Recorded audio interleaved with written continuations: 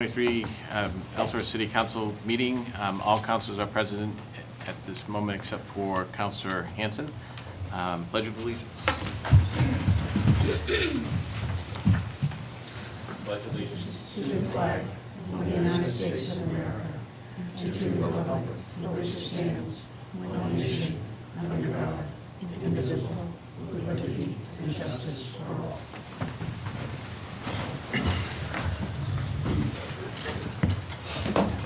Before we get into the agenda, the auditor unfortunately had a transportation issue. His flight got changed, so he is not going to be available this evening. So I'd like to make a motion to remove item 20 from the agenda. Can we just table it till next month? Yeah, yeah, we can do that. Hi, sorry. Hello. And Councilor Hanson is here for the record. So when we get to the item, we'll do it that way. Yeah, that's good. Okay, item 3, rules of order. We follow Robert's Rules of Order, and any other rules are adopted by the council during the organizational meeting. Item 4, adoption of minutes from the following meetings of the Ellsworth City Council, 9/19/22, 9/19/23. I knew I was going to do it. Regular monthly meeting. Is there a motion? Move approval. Second. Motion is second. Any discussion? All those in favor? Unanimous? It's actually 9/18 now, just double checking. Oh, it was 9/18. Yeah. This is 9/18/23. Oh, yeah.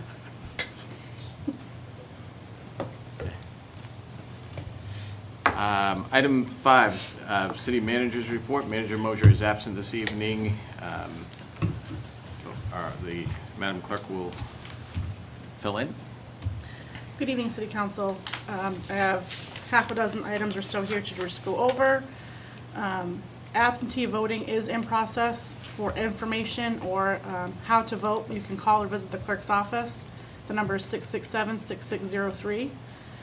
Annual dog licenses have come open as of today. Please bring a current rabies and proof of a spay or neuter if applicable. All of the late fees begin on February 1st of 2024.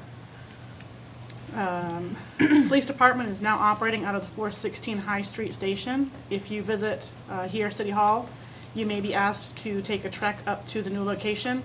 They have also moved the pill drop-off and disposal to the new location. So if you are coming in with old medications, please be sure to go up to 416 High Street. We can't take those here any longer. I wanted to thank the community that came out to the Police Department open house on the 29th of September. It was well attended and there was a lot of great feedback there. Also, the Fire Department had an open house this past Saturday at the end of Fire Prevention Week. We appreciate the support to our public safety departments. I did have a letter from the Fire Chief, Deputy Chief. For the open house, we had about 75 people and about 22 children. And the following businesses contributed to the open house with donations of food for lunch as well as supplies for some of the events that we had. So we had Subway Restaurant, Finelli's Pizzeria, Walmart, Hannaford, Home Depot, Sugar Mags, Harbor Freight, Shaw's, Dunkin' Donuts, Casa Jalisco, Flexit, Governor's, Cadillac Mountain Sports, Harmon's Car Wash, Rennie's, Hammond Lumber, Friend and Family Market, Crazy Sumo, Tractor Supply, Industrial Protection Supply, Zeppa's Pizza, and Thomas Canavan. All of those folks donated either material or gift cards for door prize raffles. And we feel that there was a great education to be had. The children really enjoyed it. And there's a special thank you to Dina Beltate, Harley Beltate, for their help in getting all of the kids their fire hats and raffle tickets organized. And a thank you to Thomas Canavan and firefighter Chris Jordan for the amount of effort into making the event happen. Election Day is Tuesday, November 7th. Polls are open 8 to 8 as usual. If you're unsure of your ward, you can call the clerk's office. From the facilities director, public bathrooms are closed at Knowlton Park, DeMeyer Field, and Harbor Park. There are porta potties at Harbor and Knowlton Park until spring. And we are starting the 2023 silent auction for the month of November.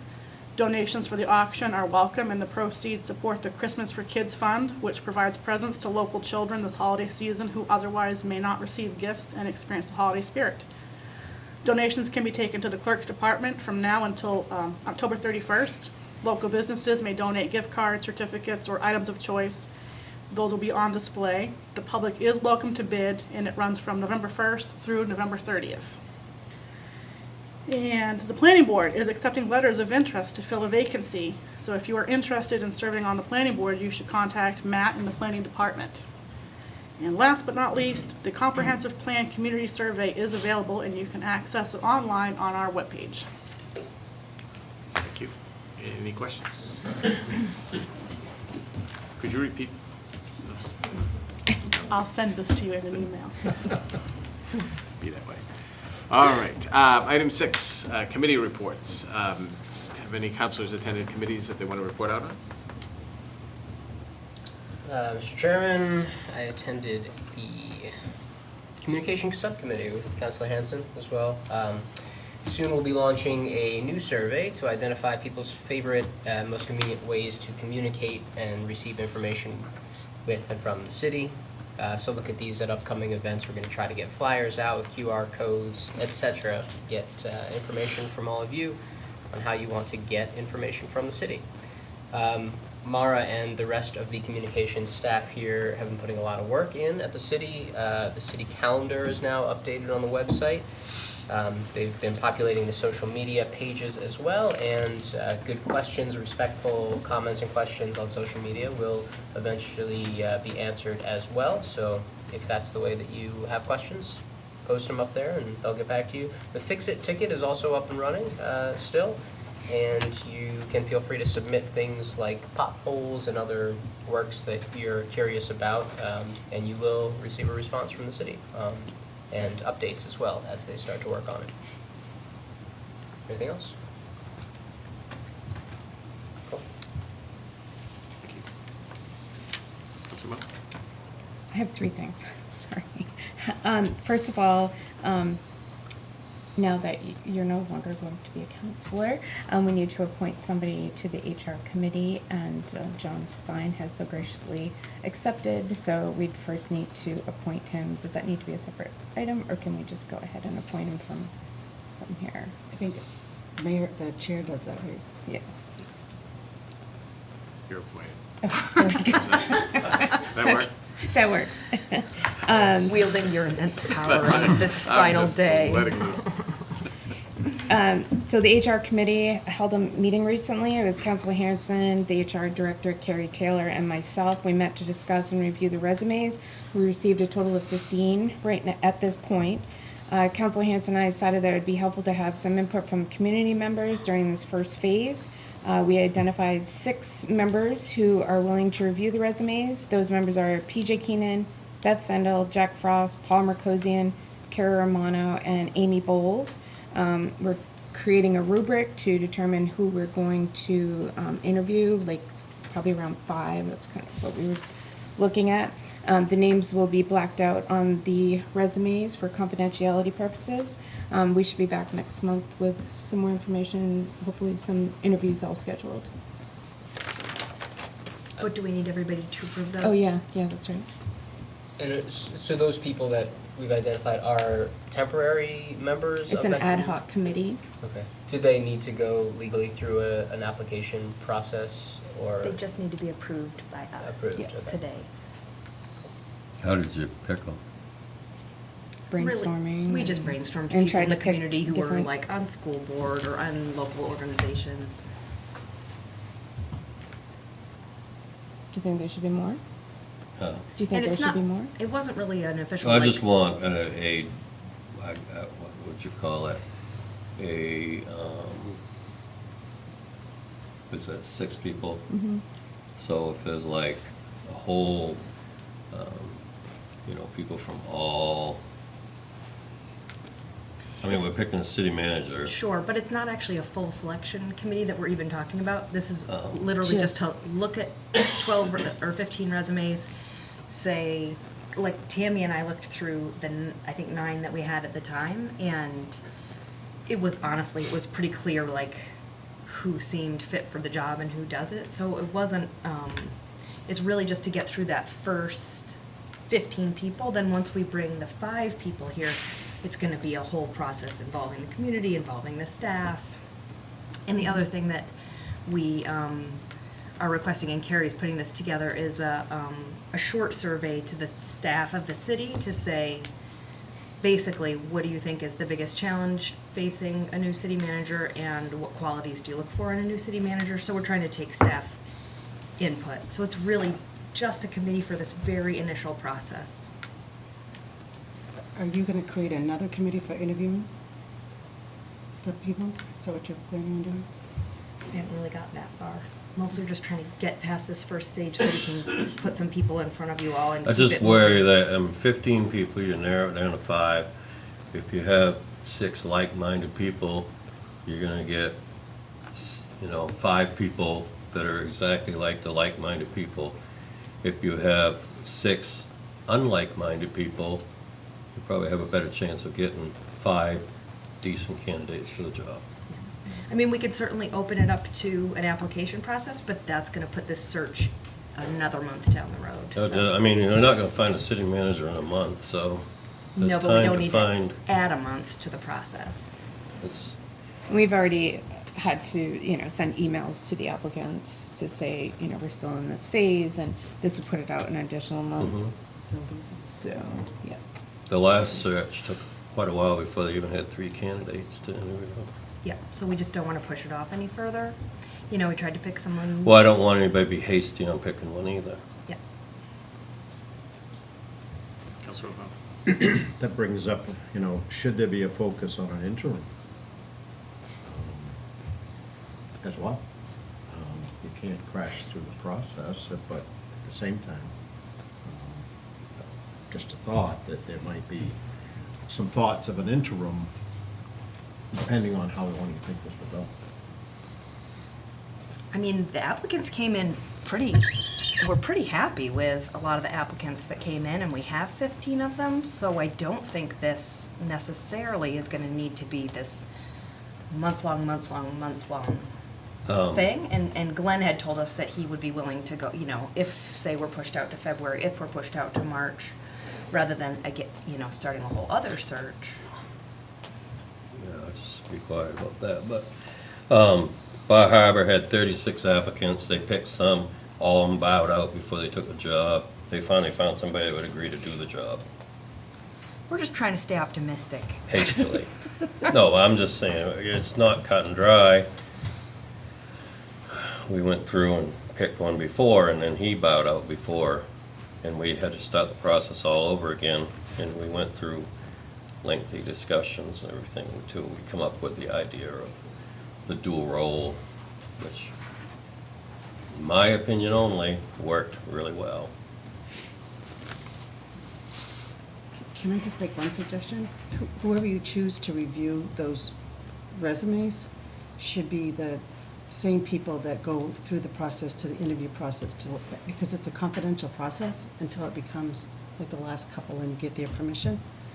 So if you start them now and you have some people that look at the resumes and then it doesn't work out, you're gonna have another group that goes back and looks at resumes or has other choices. It's easier if you start with one group and go through the process, the confidential piece of the process.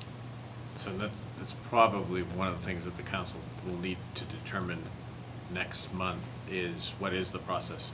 The last time it was, the council did the interviewing, and then the 2 finalists met with staff, but there weren't others involved, and so deciding what that's going to look like, I would also, because we don't have a consultant working on behalf of the council, that individual kind of prepped the council in terms of just hiring procedure and getting questions that everybody's being asked, because there are some things that you need to be careful about in the process. So you should defer that to the HR in terms of having the lead around helping the council develop the questions. So the same questions are asked, you can always explore answers, but there's just a lot of things that should happen. So I would just, for my 2 cents in terms of just having that take place with the new council so that you're really clear about what that process is gonna look like after you. During the interviews. Yeah, during the interview, if you're gonna have it, the selection group, if they're just selecting the resumes and then the council's taking it, if you're going to have other people involved, whatever that looks like, probably that should be a council action, I would think.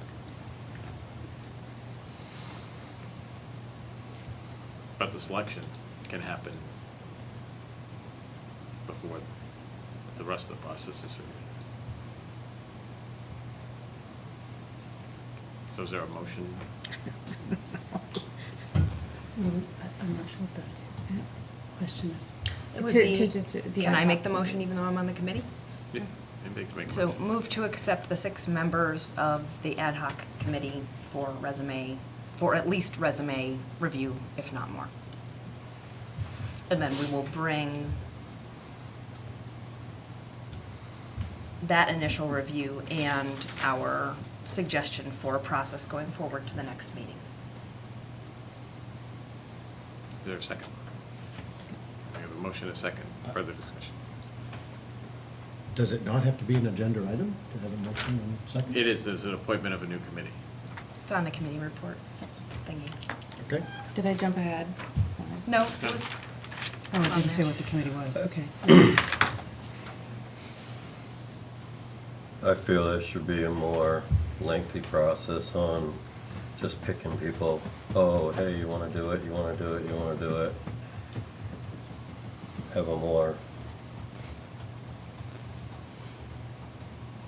variety of people on the committee.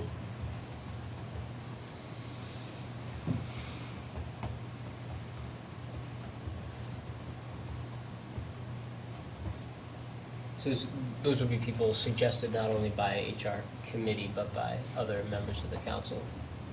Is what you're saying? Oh, that's fine, I'm one vote, so if you guys vote, no, John's asking where would we find the other well, people that you're talking about? you can find them. Advertise that you're looking for it. I never knew about it until now that there was 6 people being thought about. I mean, I can think about it and give some names, and I think other people could too. I mean, different community members from different areas of background, and Councilor Hahn. The two of you went through this before. Was there a community no. committee put out there, or did the HR committee bring somebody before the council or the candidates before the council? How did that work last time? Last time it was the consultant that we hired, did all the vetting of the resumes, and then brought to the council 5 or 6 initial resumes. Then the council reviewed those and agreed which ones to invite for an interview. If we use this subcommittee to process all of the applications, put them through rubric, digest them and put comments, and then all of those move through to the council, the only difference being, we can still look at all 15, but we have now another 6 opinions on them. So, other counselors can weigh in and say, I think we missed the point on this, but it might help move things along more quickly. Otherwise, it sounds like bringing in more people would just add a month waiting to vote them in. Would that be more comfortable if all 15 came I'm in? one person. It doesn't but it's a matter. valid 6 of you committee. guys agree to do it the way that you feel is right now, that's fine. I just think that there's room for other people to be in there and not like-minded people. But I agree, that would be a way of moving forward today and then saying, we're gonna bring this list back of everybody next time, and that way people can, and we can have our little chart, and it can have kind of items of interest that we all found, and then let all 7 give input. Just depends on how much work you think should be done by just the 3 of us versus how much work we all should be doing. And just remember, if you put that discussion on the agenda, it will need to be executive session. Yes. Yeah, right. Yeah. Other discussion? All right, motion and second. All those in favor of the 6 individuals? All those opposed? Motion passes. Other. I still have Patricia, one you more, had- sorry. I couldn't keep track, you have so many. I attended the initial school strategic planning committee last week. The meeting was just, we looked at developing the charge and the norms for the meetings going forward. We identified data that we think would be helpful during the process, created a timeline, reviewed the current mission and vision, and determined the next steps. So there'll be more to come, lots more to come over the next year. Pretty aggressive timeline.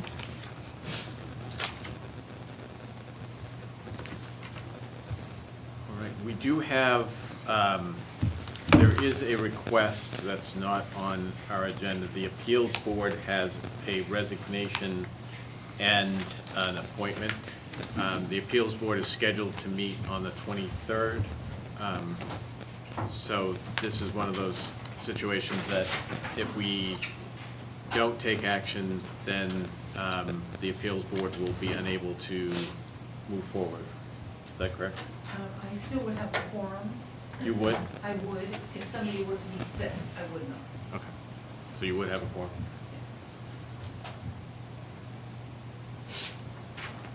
So I would defer to the council where it's not on the agenda. Would you prefer to wait till next month? Versus we all vote to add that item? Is that what you're asking? Right, we could add it and take it up, or we can defer it. And that's the one that we have in our packet, right? Yes, it is in the packet. A motion to add it and address it today. Move to add it and address it today. You have a motion? Is there a second? Second. Motion is second. Any discussion? All those in favor of adding those items to the agenda? All those opposed? Motion fails. Therefore, we will, the council will have to take it up next month. We do have an appointment of Mark Honey to the Historic Preservation Commission as a volunteer consultant. Is there a motion? Move approval. Motion, is there a second? Second. Motion is second. Any discussion? All those in favor? Unanimous. Appointment of Ellery Ezekiel to the Recreation Committee. Is there a motion? Move to approve? Second? Motion is second. Any discussion? All those in favor? Unanimous. Motion passes. Any other committee reports?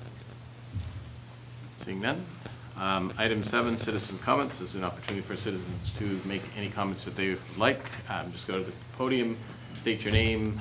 You'll have 3 minutes to speak.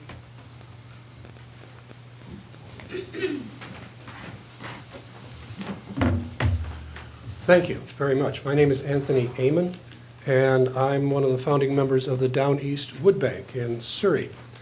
I have a handout, Mr. Chairman, if I may. Yeah. I think we got it in our It's in packet. our Well, yeah, we have it. Oh, you have it? Yeah. Great, okay. I have them for the public here. This is an agenda item. It is, but he's Yeah, going. he's just to gonna- Okay. he's consider gonna- business comment. Well, then, if you have it, I don't necessarily need to read it to you. I guess I'd like to save enough time for your questions. But a little history. Several years ago, we started a wood bank in Castine, and it's been serving that area. And of course, it's way over in the corner of Hancock County, and we needed to spread that around. So I approached the Blue Hill Heritage Trust about 3 years ago, and they loved the idea. They said it fits right in with their mission statement to provide forestry services to the community, and that certainly is firewood. So they are providing us with space in Surrey at the, what do we call it? Oh dear.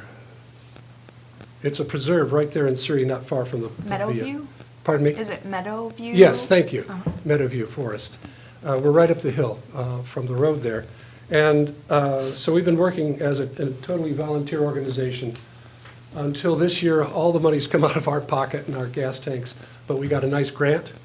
There is public money available to promote wood banks in the community throughout the nation, actually. There's federal money available, and we got some of that. So we're building a woodshed right now, and we have about 50 cords of firewood. Most of it is seasoned. It's all hardwood, and we would accept donations. And we're requesting from the city of Ellsworth $1,000. If you would consider putting that, or any amount would be welcome, into this year's budget so that we can start to serve members of Ellsworth that we have not done much until now, because we were small, just starting out. We needed to know who was getting the wood, and it's been tremendously successful. We have a lot of people that are interested in wielding an axe and stacking wood, and being on our small committee. We are not a 501c3 organization. We plan to be in the future, but right now the Blue Hill Heritage Trust is handling all of the details for us. They're giving us property and providing us with advice and advertising through their organization. So we're very, very grateful to them. But we didn't want to just limit it to the few communities that we've been serving, because we know there's a great need out there, and will probably be a bigger one as time goes by. I'd like to entertain your questions. The director, Tom, Tom Matthews. Yeah, he couldn't be here tonight, but we're all partners in this enterprise. I remember last budget season, he said, I'm not looking for appropriations, but next year we will be, because we see the need growing in Ellsworth. Yeah. Can you talk about how you see the need, or how you know what the need is, and what you expect will be the need? So can I in Ellsworth? just stop, because we are going to be taking that up, and it's on the agenda item, and that's when we need to do that Q&A. I think you won't be here. I won't be here, Tom will. Tom will be here later. Yeah, that's okay, he's got the information. Oh, okay, awesome. Yeah, but, if you can find somebody to answer that question, you let us know. Yeah, okay. Thank you. You're welcome. Is that all then? Thank you. Okay. Thank you for your time. Thank you.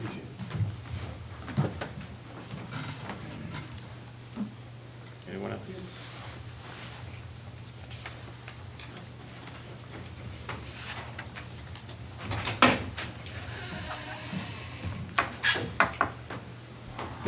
Good evening, councilors. My name is Mark Blanchett. I'm just here this evening speaking on behalf of a lot of the local residents to thank Chairman Hamilton for his 6 years of service to the city and the city council. The last 4 years as the chairman. Unfortunately, he picked 3 of those 4 years during the COVID pandemic, and it made for a very long and difficult chairmanship, I'm sure.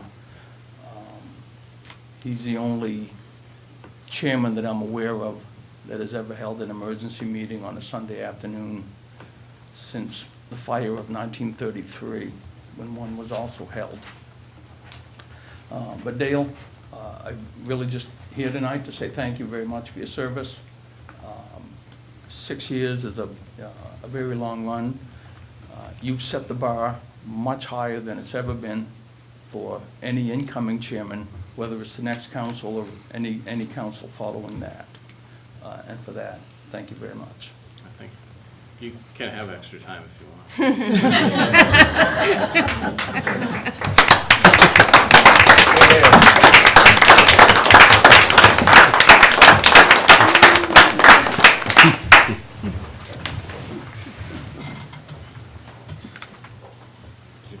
Go.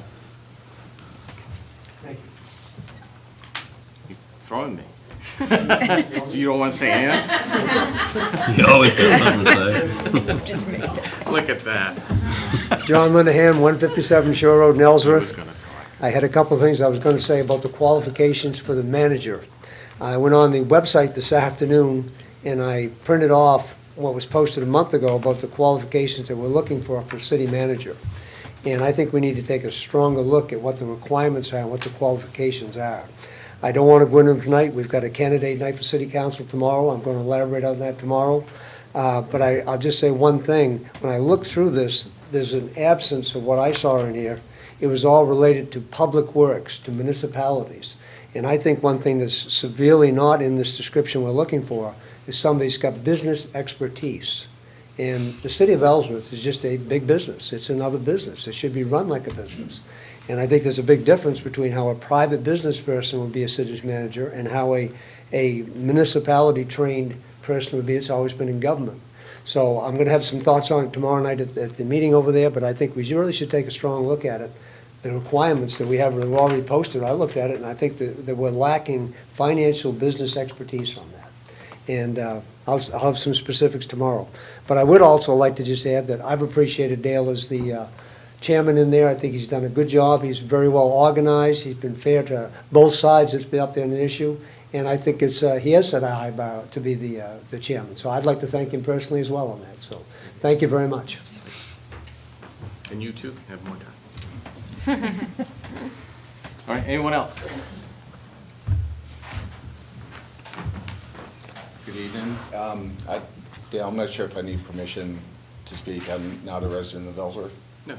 Okay, thanks. So, my name is Matt Montgomery. I'm the new director, new CEO of the Down East Family Y. And I just want to basically introduce myself. You know, the Y and City have a long history of working together for the community. I met with Dale and Officer Mosier on actually my very first day of taking over as CEO. And Dale thought it would be a good idea if I just came in and introduced myself, because plan again on doing a lot with the city between the Y and the council here. And one of the things that we're working on right now is improving our communication with the city, making sure that the city understands what it is that we're looking to do. We're going through a strategic plan right now, and one of the things that we're hearing through that strategic plan is that a lot of people aren't really aware of what the Y is about, what it does, unless you're involved in youth sports, unless you're coming through our doors, whether that's for childcare or membership at the Y. So one of the things that we're trying to do is just communicate a little bit better what we do, because we essentially have a contract with the city. The city provides us with funds every year, but there are some expectations of what we provide back to the city and the residents. So I would ask as well that you all let us know what you want from us as far as what reporting is on some of those things. But again, just wanted to introduce myself and look forward to working with you all. And happy to take any questions in regards to the Y as well. Okay, thank you, sir. Anyone else? All right, seeing none.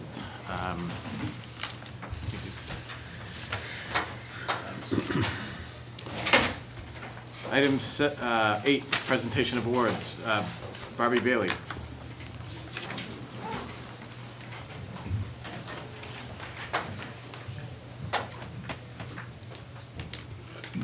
The City of Ellsworth proudly presents this certificate of service to Barbie Bailey in recognition of your 15 years of service as a dispatcher for the City of Ellsworth Police Department. Your devotion to duty and loyalty to the community have contributed to improvement in the City of Ellsworth. That is a lot of years from that on. Thank you. That's all.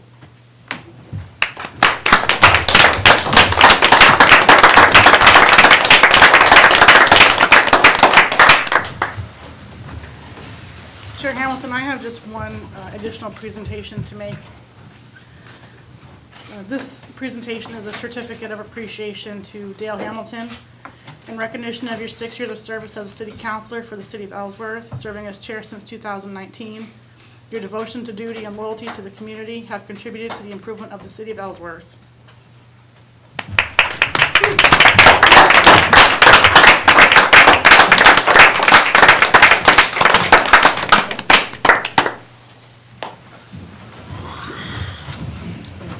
again at the end for the picture.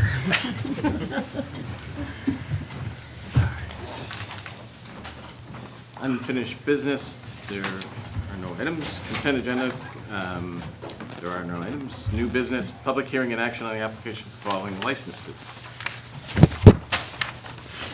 Hanyi Incorporated, DBA China Hill Restaurant, 301 High Street, for renewal of the city Class B license, victular liquor and amusement, and renewal of a state restaurant Class 1, 2, 3, 4 malt spiritus vinous liquor license. It's a public hearing. I'll open the public hearing. Public hearing is open. Would anybody like to speak on this? Seeing none, close the public hearing. Public hearing is closed. Move to approve. Second? Motion is second. Any discussion? All those in favor? All those opposed? All those not paying attention? Trying to figure out how to scroll so I can see this thing. Sorry. So you for? I didn't say who. All for it. No one will know it was you, Gene. Sorry. Public hearing and action on amendments to the City of Ellsworth Code of Ordinances, Chapter 36, General Assistance Ordinance.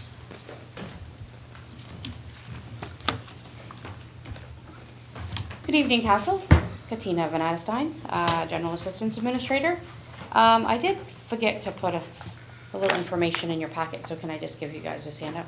I think you did, though. Yeah, that looks familiar. Well, no, this is last year's, so I wanted you guys to be able okay. to compare from year to Yep. year. You can tell how closely we read it then. Thank you. Whoops, sorry, Michelle.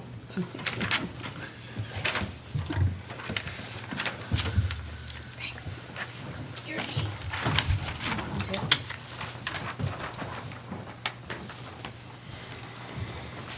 And there's just a small difference between year to year, and this is an ordinance change that happens every year, so I'm just here for you guys.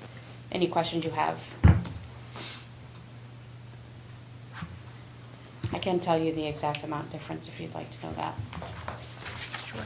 Okay, so there's just 3 categories where there was a difference. One was just the overall maximums, which is per person per household, which is $75. Same thing with the housing. It increased $75 per single household member. And the food maximums went up dollars. The maximum amount in a month was $10 extra. Those were the 3 changes. Since it's a public hearing, I'll open the public hearing. Public hearing is open. If anybody would like to speak on this, they may do so. Seeing none, I'll close the public hearing. Public hearing is closed.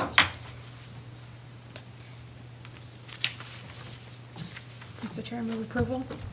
Second? Motion is second. Any discussion? All those in favor? Unanimous. Thank you.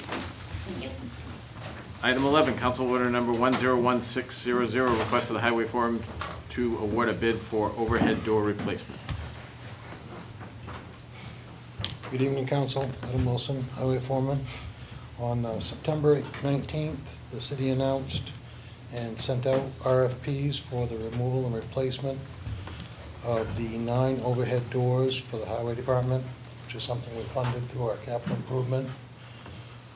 We received 2 bids back, one from overhead door, one from PDQ. Overhead door was the cheaper bid, the less expensive bid, and it is $7,000 less than what we had projected it would cost. I thought when I looked back at the budget book, it looked like we said it was going to be $125,000. Yeah, there's multiple projects in the garage. They lumped it all into one fund. Oh, okay. There was the locker room in there and the bathroom Okay. and the overhead door.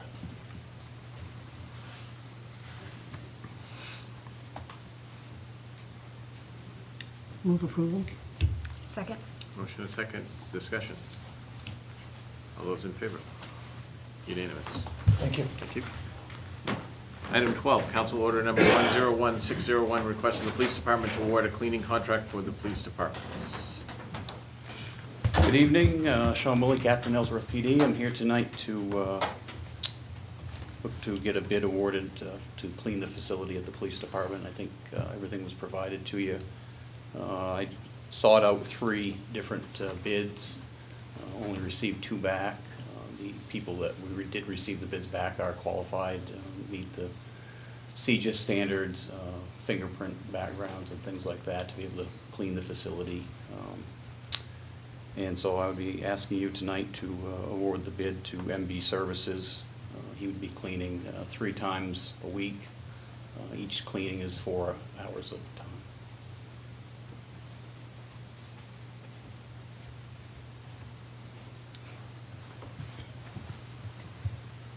I just had a question, I think maybe more for you, Tony.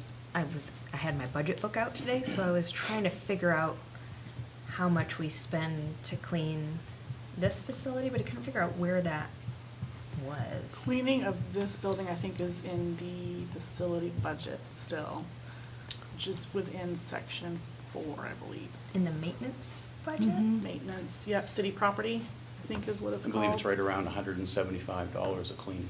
Something like that, feels right. Okay. Is it equivalent in terms of $40 an hour? It's more Here or there? here, Oh, we pay more than $40 an hour for our cleaner here. yes.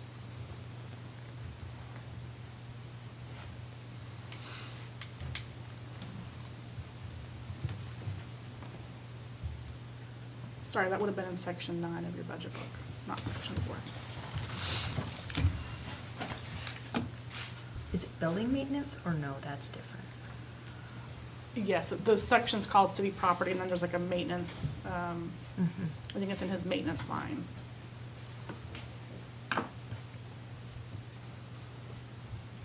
Yes, under the building maintenance.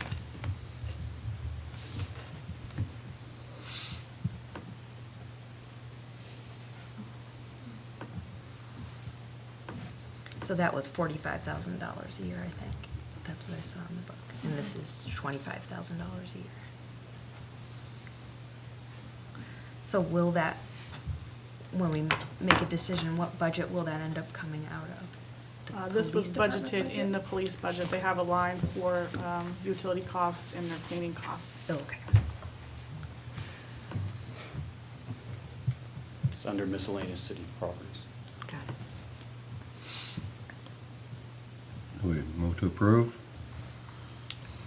Second? Motion and second. Any further discussion? All those in favor? Unanimous. Thank you. Council Order Number 101602, request of the IT Director to fund an additional year of Tyler Munis maintenance and support. And he's coming any second.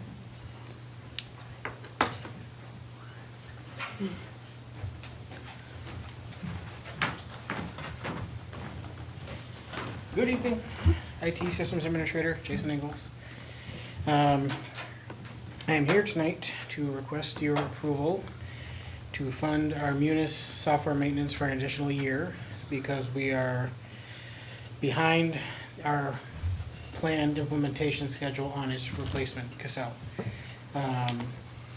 So we're looking at a February, possibly March, go live in the new software, and our maintenance in Munis is up essentially right now. So the reason I need your approval is because we did not budget for this. We had anticipated being into Cassell by now. We had delays primarily with getting the chart of accounts for the new software. So essentially, we need to keep the software functioning for another 6 months or so. They don't do month to month, they don't do prorated contracts, they do annual contracts. So we're kind of stuck renewing for another full year. This number, $30,904, reflects only what we still use. We've pulled out payroll, HR functions that we have moved to other software already. So this basically is only for the financial functions of the program. Proposed to fund it, we would fund it out of my current budget, which would overdraw my account. But we're looking at my fiscal year '23 prior year budget. There should be money available to encumber from that prior year to this year to cover this expense. We're not comfortable saying that for sure until we have the audit results for FY '23. So it's likely that the money is there, will be there to encumber, to pull forward from the prior year. So that's the gist of it. Any questions? So if we said no, then there's not much you can do, right? Well, We have to that's- say yes? It's going to be a problem if you say no. Okay. That's what we're not gonna get around it by saying no. Councilman? Could you repeat that answer? If it's going to be a problem if you say no, because I don't mean that, it's not threatening. It's not No, I threatening. understand. I'm sure it is. I'm sure it, I'm trying to figure out we're in a corner here, correct? Yeah, it's the software that the finance office uses day to day to track our finances. So without that program up and running, without support for that program, we would, they can't do their job, so. Are we already paying for the Cassell system? We are not, but as soon as we go live, we owe them the second half of the purchase price. So we will be paying them in February or March if we go live with them. So we're not really saving maybe like a month or two of money from that payment? Or just delaying No, it? so it's basically, we pay half, when we purchase the Cassell, we pay it half up front, and then we pay another half at go live. So we're not really saving anything, I mean, the way, it's not really saving anything, you're paying it all out of this fiscal year anyway, so. And I think, unfortunately, there's also, when the audit is reviewed in terms of 22, there's a real need to make sure that that system is operational, not just for current, but also to square for 23 and Yeah. moving things over, so. It's an important point, we'll need access to that software as they continue through their audit process, so. There's other reasons to continue having access to it. But the primary one is just the day-to-day function until we're ready and live in Cassell.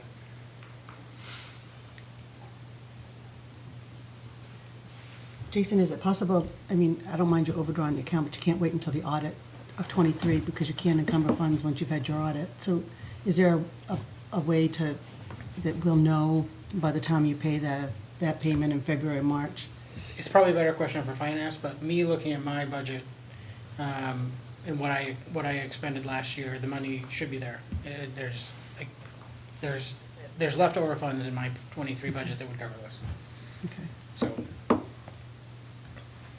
Because you could encumber just remaining funds in there to cover it from 2023, or just say remaining funds within your technology budget. Yeah, to cover it. we had in my contracts line, there was, I think, almost 40,000 that was not expended, so, we should be plenty to cover this, that we can carry forward. Move to approve? Second. Motion and second, further discussion? All those in favor? Unanimous. Thank you very much. No, I didn't have a question, I was voting. Did we approve both the authorization of overdraw? Do we need to do those separately? Right now, that's the only way to do it. I see. They will have to come back to the council to encumber any funds, and since we don't know what that is, we can't take action on that until we actually have the definitive number. So that can happen later on, as separate. Right now, it's just being overdrawn.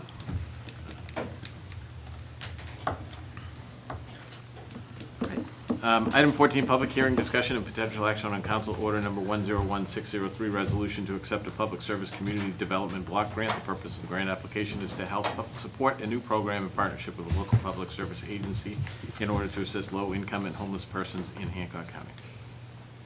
Good evening, councilors. I'm Jana Richards, the Economic Development Director for the City of Ellsworth. Here tonight with a slew of agenda items pertaining to this community development block grant. I think that Shayna Frazier, who's the Executive Director of Families First Community Center, who is the sub-grantee on the application, is on the Zoom. If she can. Okay, perfect. Hi, Shayna, thank you. So I figured I'd give you a little bit of background information, and then we could go into each individual request from the council. So the background information is we came in June for a special council meeting to hold a public hearing to discuss actually submitting the application. There was approval from the council, so we moved forward with the real application. We were approved conditionally. We have to go through this next phase, which is called the project development phase. Just a reminder for the council and for the public who may be watching, this is a public service community block grant. We're asking for $50,000. Again, the city has to apply because municipalities are the only ones that can apply for community development block grants. Counties can also apply, but it has to be a local or regional government. And the sub-grantee, Families First Community Center, came to us saying that they wanted to create a new program for Ellsworth, and they knew of this grant opportunity. And after looking at it and working with Tina, who runs our general assistance program, we worked with Families First to look through this program to make sure that there weren't any duplicate efforts of services that would be provided to community members, duplicate efforts on behalf of not only the city's general assistance program, but also other public service agencies that are in Hancock County currently. The program is called the Helping Hour, and it provides additional assistance to the homeless and at-risk of homeless populations. And again, it does not duplicate, but complements current ongoing efforts by other public service agencies in Ellsworth and the city's general assistance program. The application was in your packet, and it was provided back in June as well.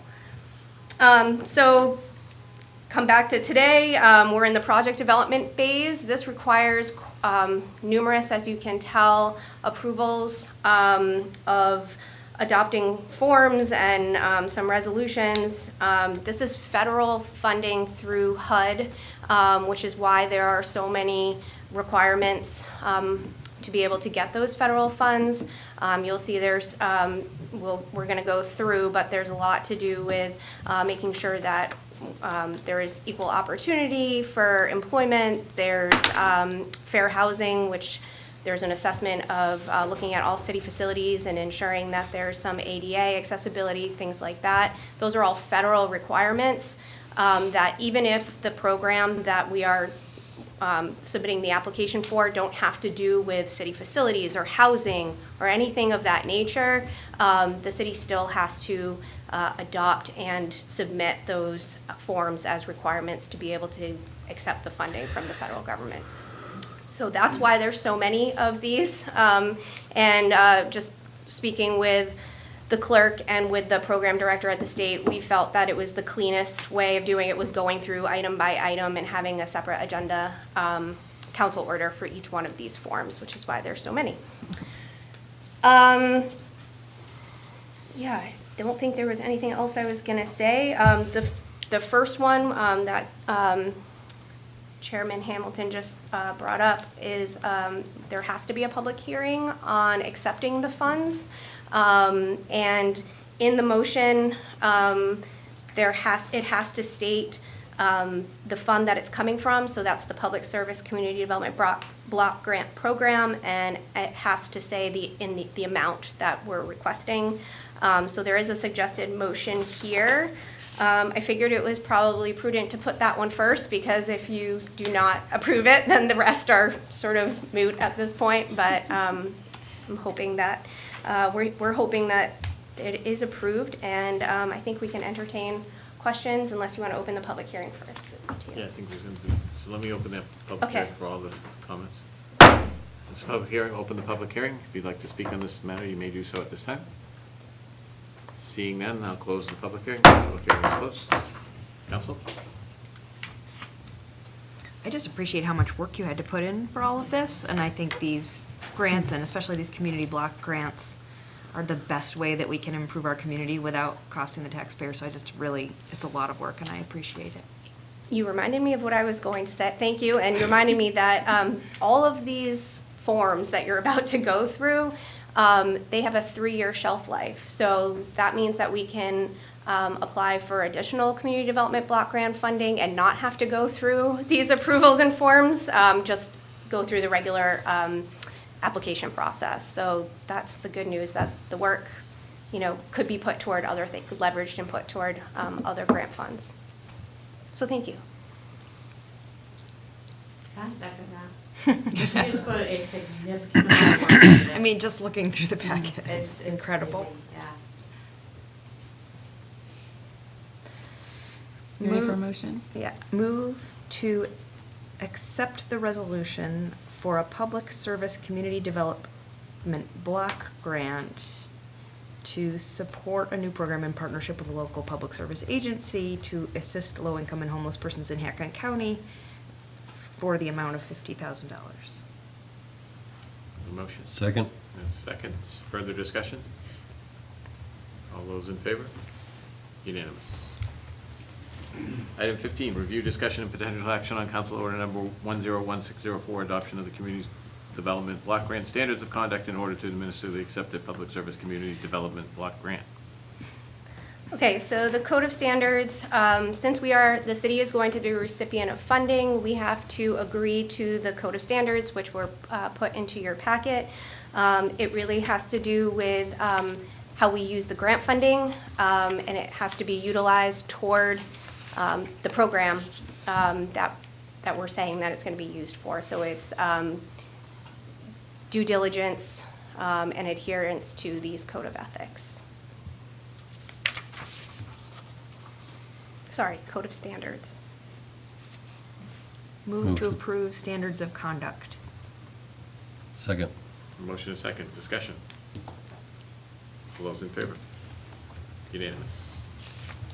Item 16, review, discussion, and potential action on council order number 101605, adoption of the community development block grant fair housing resolution.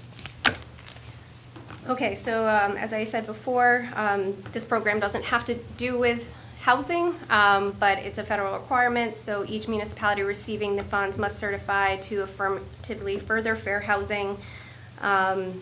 We filled out the fair housing form that you'll see in the packet. It's just informational. There's no need to, we reviewed it as city staff, I believe. Lori, myself, Manager Mosier, so staff was able to go through that and fill it out on the best of our behalf. In this fair housing self-assessment, and I guess in really any of the self-evaluations, did anything come up as curious? Did you learn anything about the city in that process that needed further review? Or? No, so I did talk to Tina, the city hasn't adopted, so you'll see in number 3 of the fair housing self-assessment, it says, has your community adopted a fair housing program to help local citizens be aware of their rights regarding fair housing under federal and state law and in filing a complaint if discrimination is suspected? The city doesn't provide that service, but we do have other agencies that are located in Hancock County that do provide that service, so I learned that through Tina. So this was definitely a team effort of, getting all of our resources and ducks in a row to be able to fill out some of these forms. So that's what I learned, at least. So.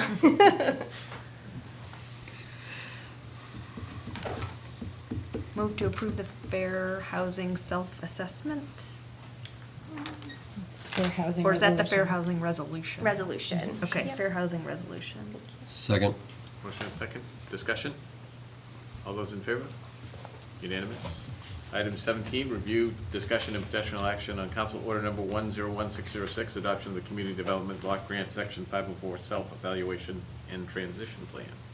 Yes. So this was a form that we filled out. It was a review of how the city conducts hiring.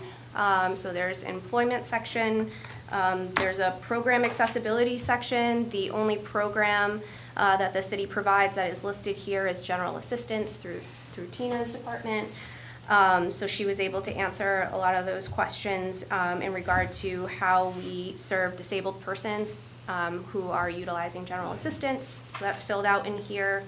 And then you can see we have 18 facilities that needed to be reviewed under the UFAS, which is the Uniform Federal Accessibility Standards. Lori conducted those assessments for us.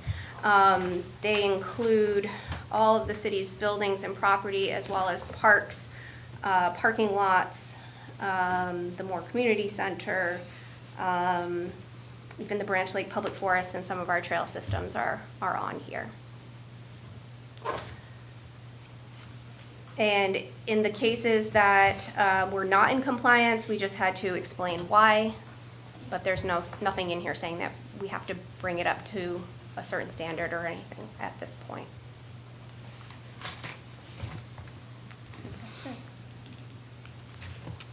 That's it. You ready for a motion? Move to adopt the completed Section 504 self-evaluation and transition plan. Second. Motion and second, discussion. All those in favor? Unanimous. Item 18, review, discussion, and potential action on council order number 101607, adoption of the Community Development Block Grant Residential Anti-Displacement and Relocation Assistance Plan. Yes, so again, the Department of Housing and Urban Development, federal HUD, requires all recipients of these funds, regardless of the proposed program and activity, to certify that they will not displace people without just cause and will follow federal guidelines on compensating any individuals that may be displaced. This includes communities that do not anticipate displacing persons. And so that plan is included in the packet, and the motion that is suggested is to certify that plan.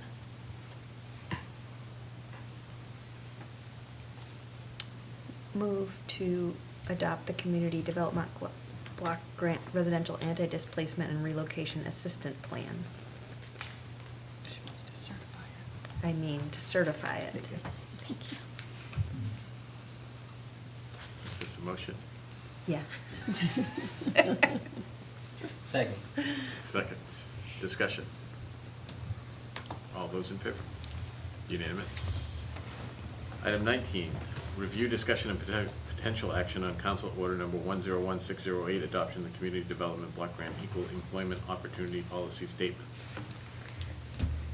So I went to the HR department, and we did not know of an active policy statement at this point in time. So we're taking this opportunity to utilize this as our policy statement. I allowed the HR director to review it. The city manager has reviewed it. We don't find any issues with this policy statement. And it's a requirement of the grant, so we figured we would bring it forth before the council for approval. Does it apply just to the grant, or you're saying for the whole city? It can apply to the whole city. Like I said, at this point in time, we're not aware of one in the HR department, and I mean, all of our advertisements for positions at City Hall all say that we are equal employment opportunity, and those types of things. It's just we don't have a policy statement that was ever adopted by the council that we are aware of. Move to approve adoption of Community Development Block Grant Equal Employment Opportunity Policy Statement. Second. Have a motion and a second, discussion. All those in favor? Unanimous. Anything else? Thank you. No, this is exciting. Much appreciated. Thank you, Shayna. We appreciate the hard work. Yeah.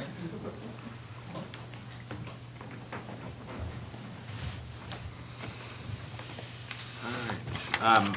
Item 20 was to be a presentation by R.H.R. Smith for the FY22 audit.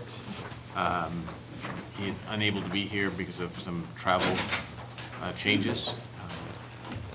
Did you want to table? Move to table to the November meeting. Second. Motion and second. All those in favor? Item is tabled. He'll come back? Yeah, Yeah. he said he was just, he was on an airplane and it got delayed, and so he's in the air, so we can't. I see, but it's not that he's flying here for this Oh, thing, and then oh, he'll have no. to fly again. no. Oh, no. That's- I was like, oh, No. no. No, totally unrelated. Gotcha. Sorry, I should have been clear. All right, item 21, public hearing and action on the charter amendments to the Ellsworth City Charter. Did you want to say anything, or do you want to? Okay. Unless you have questions, we've reviewed it the last couple of months. I hope it's still fresh. It was just an approval of what we discussed last meeting. Just to approve those couple of changes and include it on the June ballot for next year with a July 1 effective date. Has to do with nomination petitions and the ballots to be prepared, timelines. And am I remembering right that it got pushed forward to this month because it hadn't been? We hadn't had proper time to Yeah, advertise a okay. public hearing. My Right. deadline Yeah. for the Ellsworth American got cut off, and Yeah, okay. they Yeah, were so really it's to have the crazy. public hearing today, yeah. So this is a public hearing, open the public hearing. Public hearing is open. If anybody would like to speak on this, they may do so at this time. Seeing none. Close the public hearing. Public hearing is closed. Move to approve the charter amendments to the Ellsworth City Charter as presented. Second. Motion and second, discussion. Just so the public knows, if we could just, so the changes are, we moved the qualified, the nomination petitions available 100 days prior to the election rather than 85, and something else, 60 days instead of 45. Yeah, it was like between Return 100 date. and 60. Oh, the return date Yeah. is that, and then the nomination petitions on 60th day, and then there's something, the city clerk, when official designate by the city clerk, will prepare and furnish the ballots.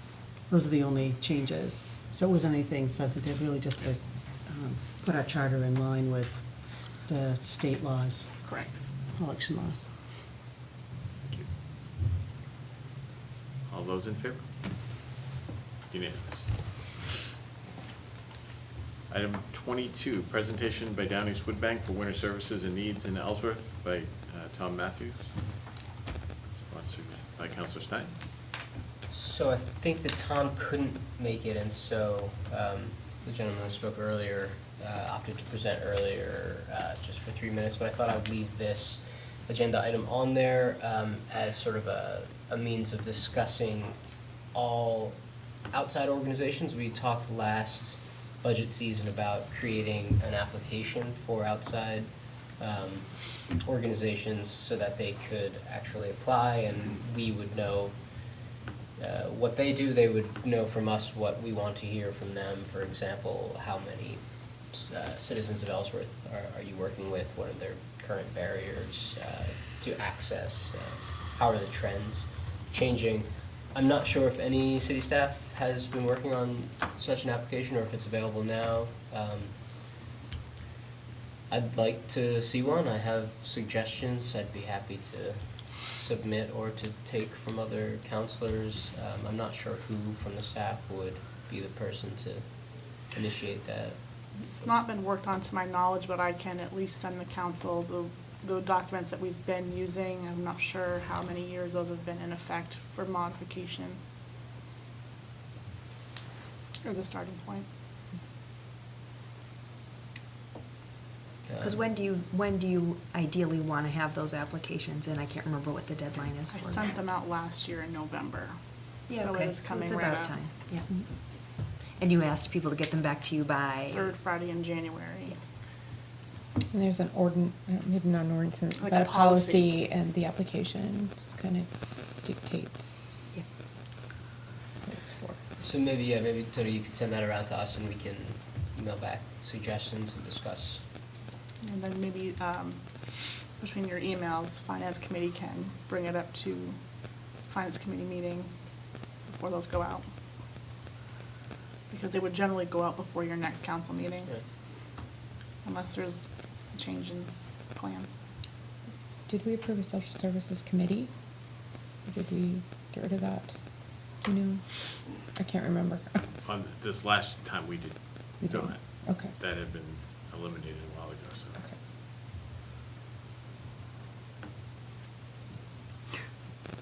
What do we currently do if somebody needs wood?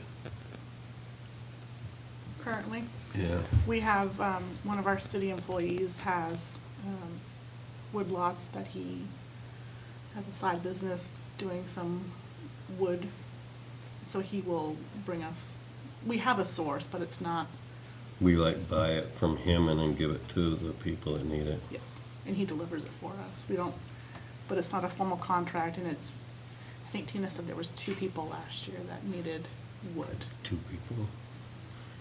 And it's just the people who qualify under general assistance. Correct. Yeah. So this wood bank is above and beyond. It's kind of like our. The heating fuel? Heating fuel is the same thing. It's people that don't qualify for GA that use the wood bank. So, I mean, this is just a good example of the questions that we have for this wood bank, we might have for other outside organizations, and to codify that into some consistent application so that we have that information when we need it during budget season, I think would be really helpful. Just like you're asking Gene, to have them submit that to us Okay. directly. Yeah, that's good. Cool, thank you. Item 23, discussion and possible action to enforce Chapter 56 of the Unified Development Ordinance regarding odor at Main Organics, sponsored by Councilor O'Malley.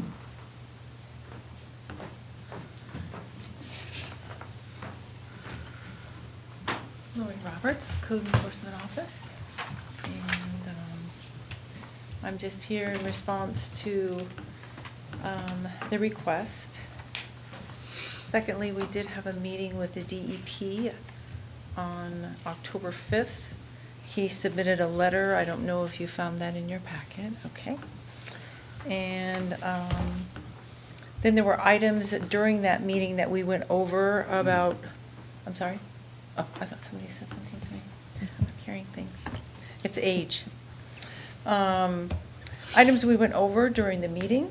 Josh Wellman was considering purchasing a weather station to monitor the wind, weather, to discern the conditions when the odor complaints arise, and an N-butanol odor testing kit. So he's suggested he may do that.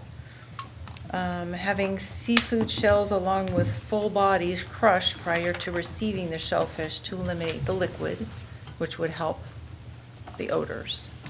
And both Mark and Ed, both from DEP, scheduling a site visit to build a composting pile with the staff, just to make sure that they're doing it properly. And Connor Wellman, which is the son of the owner, and he also attends to the site out there, the composting facility. He would consider attending composting school, making sure that complaints are received in real time with Ed. He's given his cell phone number.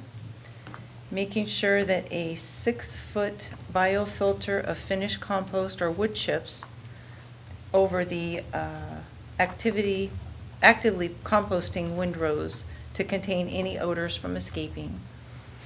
And continuing to be diligent about sending an odor response form, a complaint to myself, which was Ed, and to the complainant to provide a better idea of why the odor may have been occurring and what operational practices may have been taking place at the time. And then I sent you the email from our attorney suggesting that there are 2 ways for us as a city, if you suggest to the city manager that we do this, that we would need to file an enforcement action and have the court impose a fine, or the city could negotiate an administrative consent agreement with the facility. And it basically is a contract, and the city would seek to have the alleged violator agree to pay a lower fine that would be imposed than would be imposed by the court for one or more alleged violations returning from, alleged violations in return from or feigning to sue, meaning going to take him to court for a fine. So those are the options, and I'll do whatever you want me to do.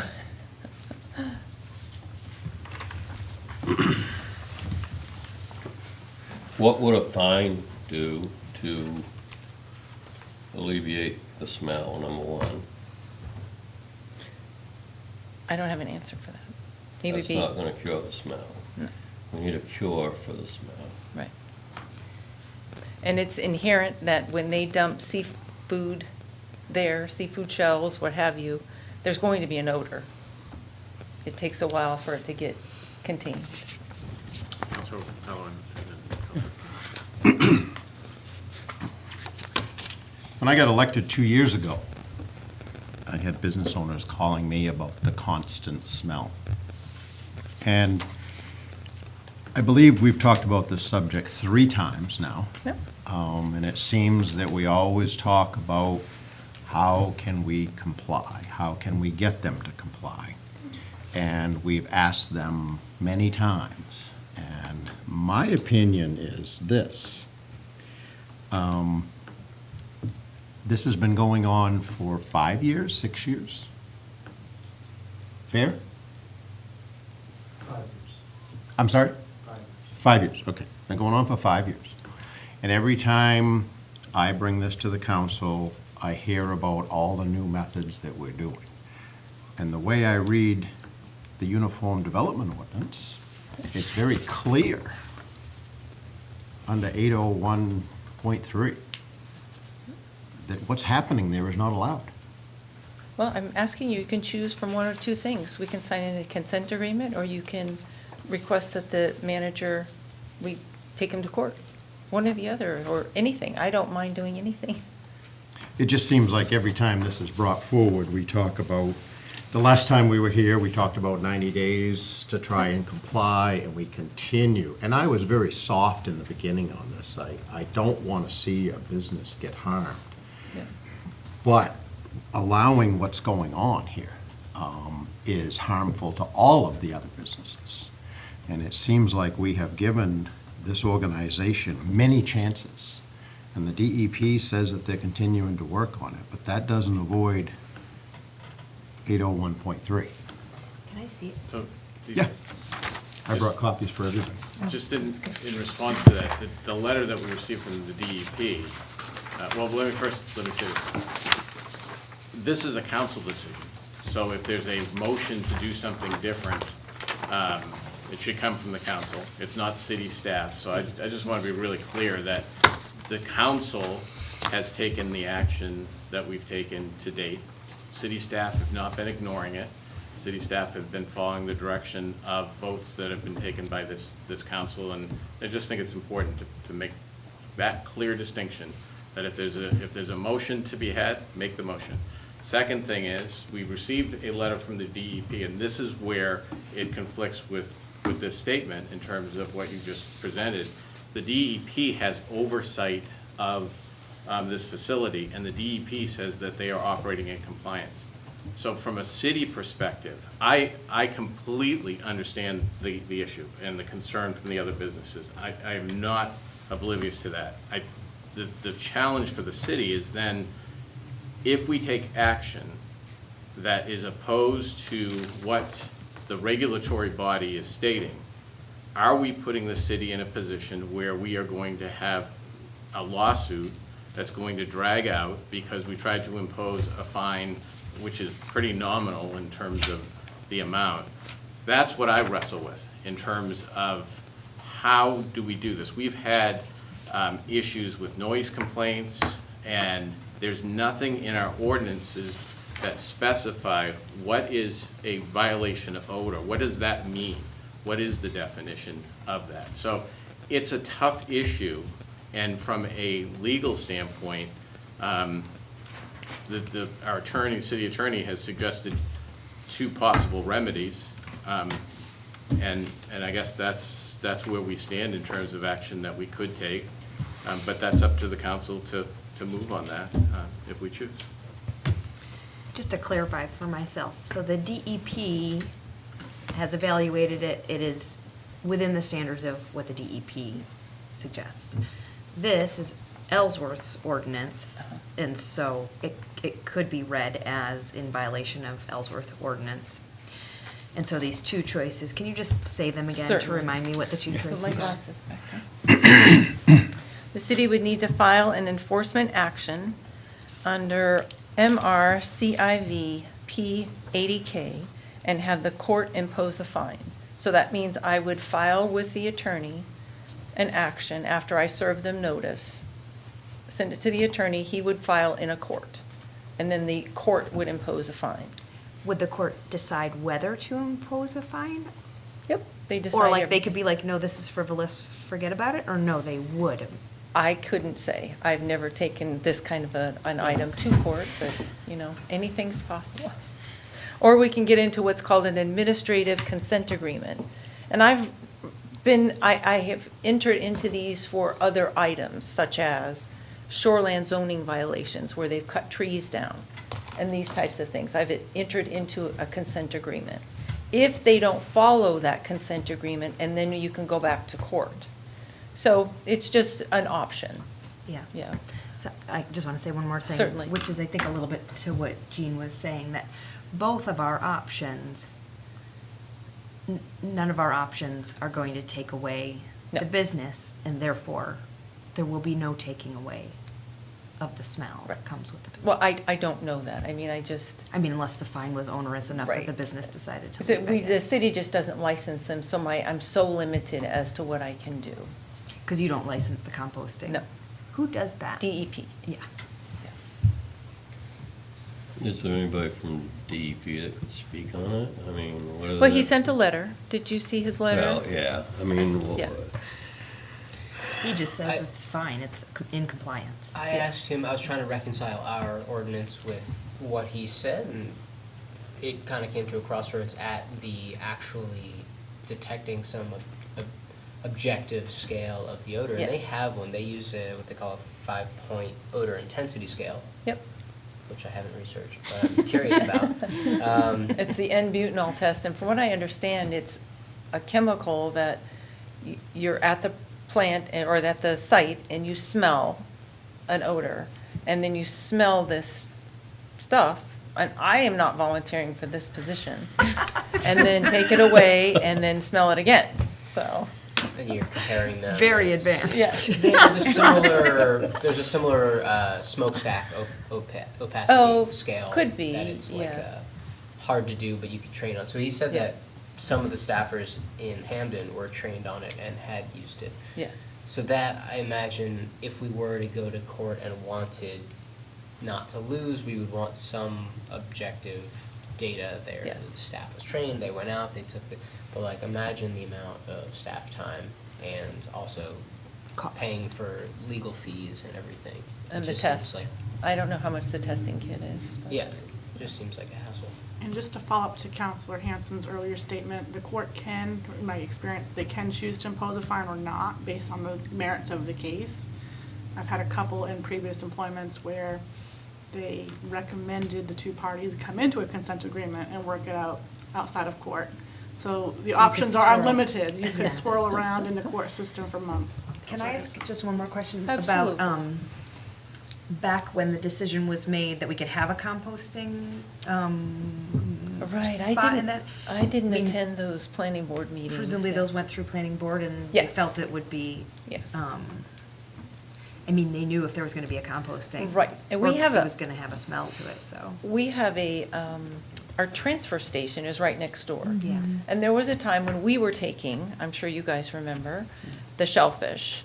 And it was really toxic. I mean, so toxic. And I said in a department head meeting that I had never received a complaint about our transfer station, which I felt stunk worse when it was just, they were just being dumped and sitting there, not properly being composted.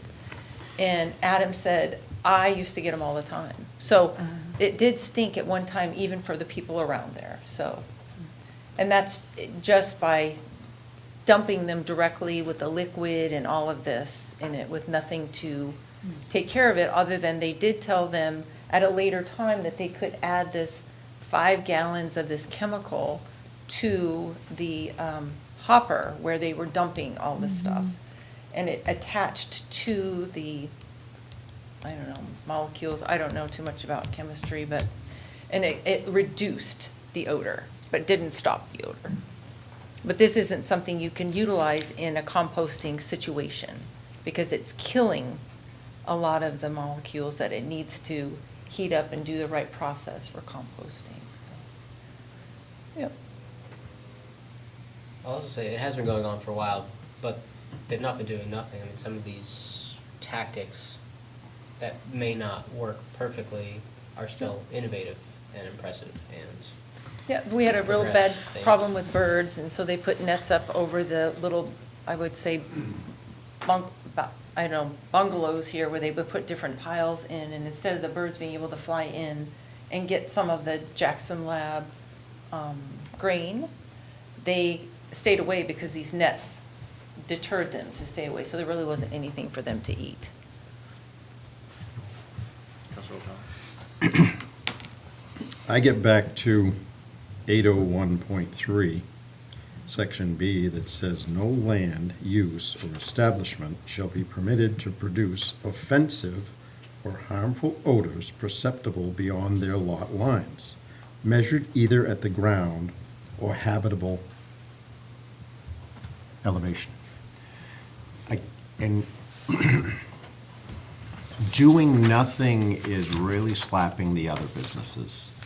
Doing something is slapping one business, a business that we have asked constantly to comply. I realize that it's a difficult situation for them to control the odor.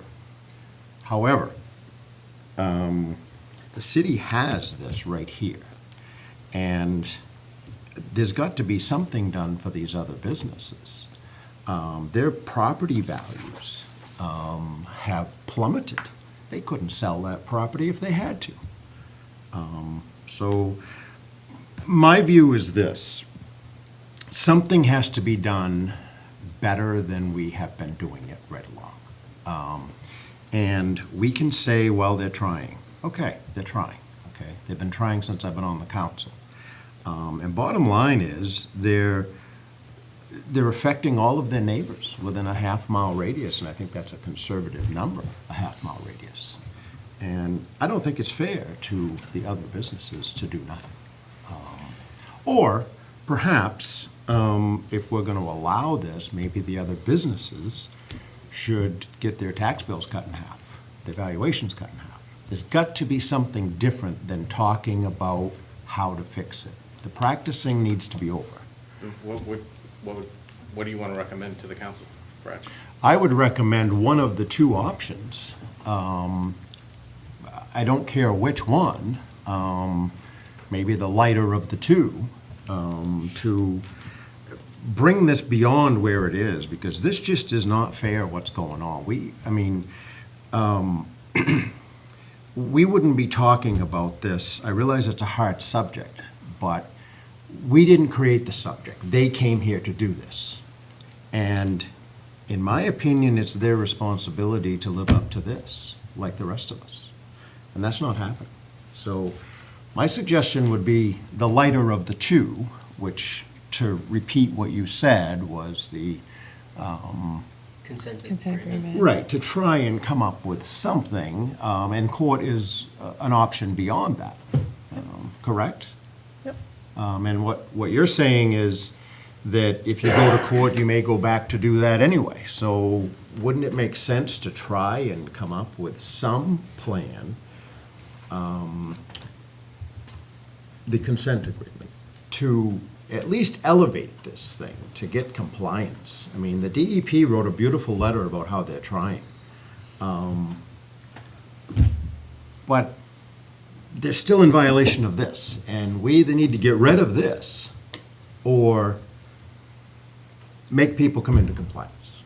You know, the DEP wrote a beautiful letter and says they're trying, and I respect the try, but the try has been going on for too long. The dress rehearsal's over. My suggestion is a consent agreement that the attorney said. That is the lower of the two, correct? Then going to court?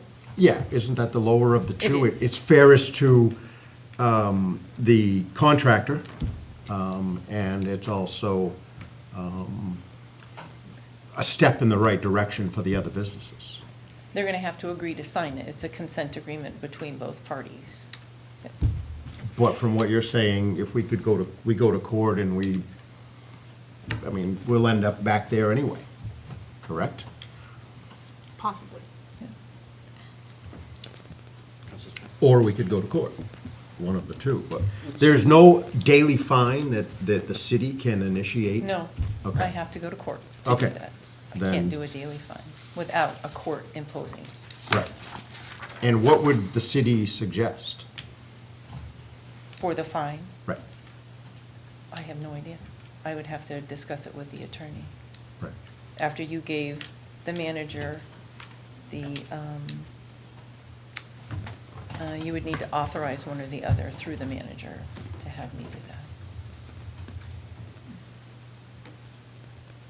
It seems of the two that the consent agreement, to me anyway, would be the way to go, just because the party we're talking about has always been willing to come in and talk and be reasonable, and maybe hasn't solved the problem, but has come to the table. So what if a consent agreement looks like, I don't know what this would mean legally, but an agreement to pay the other businesses affected? I think of places like Alaska where there's drilling and citizens that live there are paid basically Like a nuisance fee. yeah, a nuisance fee. You know, this is something we can't change, we're gonna be here, we're doing it, we realize it affects you, here's some amount of money over some amount of time, that we don't have to get involved by fining and relieving property taxes, it's a direct payment. Is that crazy?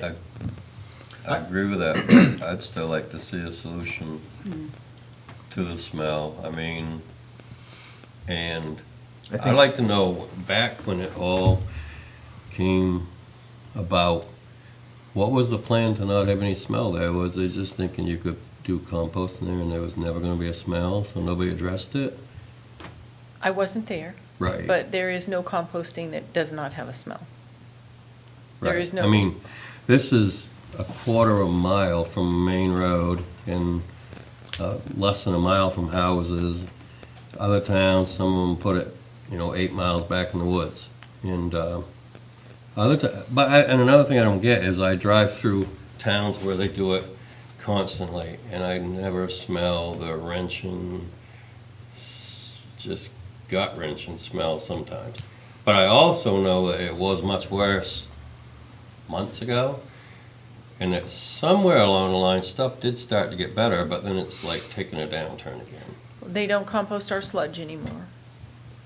But what are they doing now that, because before it was the sludge, but, so they don't do that anymore, so why does it get worse now, Well, again? Yeah, I'm not a scientist, and I would Right. hesitate to say. But even when our transfer station stunk, that, I guess maybe in the thought process, well, it's right next to our transfer station out there anyway. I don't know. I don't know what the I reason mean, it went was. through, It's the industrial park. Well, it was called the industrial park at one time. It's now the business park. Lots of talks, and how many months did it take to get it all approved? And nobody brought up all of this was gonna smell, and nobody even thought of that. I mean, a business spent probably in the millions of dollars to get that set up. And that's where I struggle with, they did put a lot into it. Yeah. To say that, find them every day, and, I want a solution to it, like anybody else, Yeah. but a real solution. Councilor O'Fallon? I went back and looked at the planning board meetings when this was being proposed. And time again, we were told by the contractor in those meetings that are on video, that if it's done right, there won't be any odor. So I would bring this back to, it can't be being done right, or that's not a true statement, one of the two. Because that is on video, that if it's done right, there'll be no odor. Well,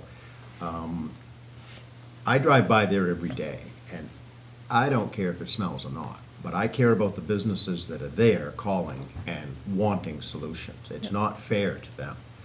And I talked to Mr. Mosier about it when I got elected, and he said the city bent over backwards to get them in here.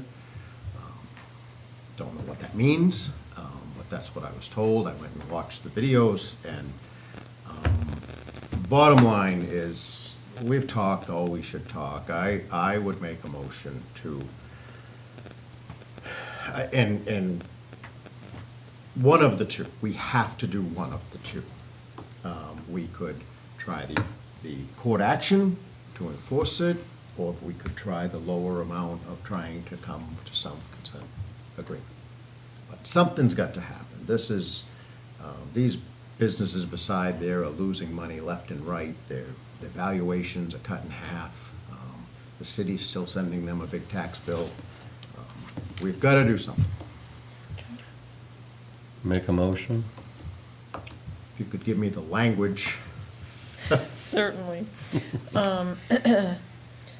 All right, the city could negotiate an administrative consent agreement with the violator, which is essentially a contract. The city would seek to have alleged violator agree to pay a lower fine than would be imposed by a court for one or more of the alleged violations in return for refraining to sue, meaning taking them to court. The administrative consent agreement can include a stipulated penalty for future violations, but there should be a deadline for full compliance, or it will appear as a license to violate the ordinance. That's interesting.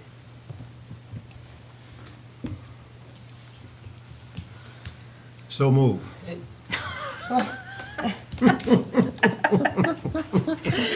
Is there a second?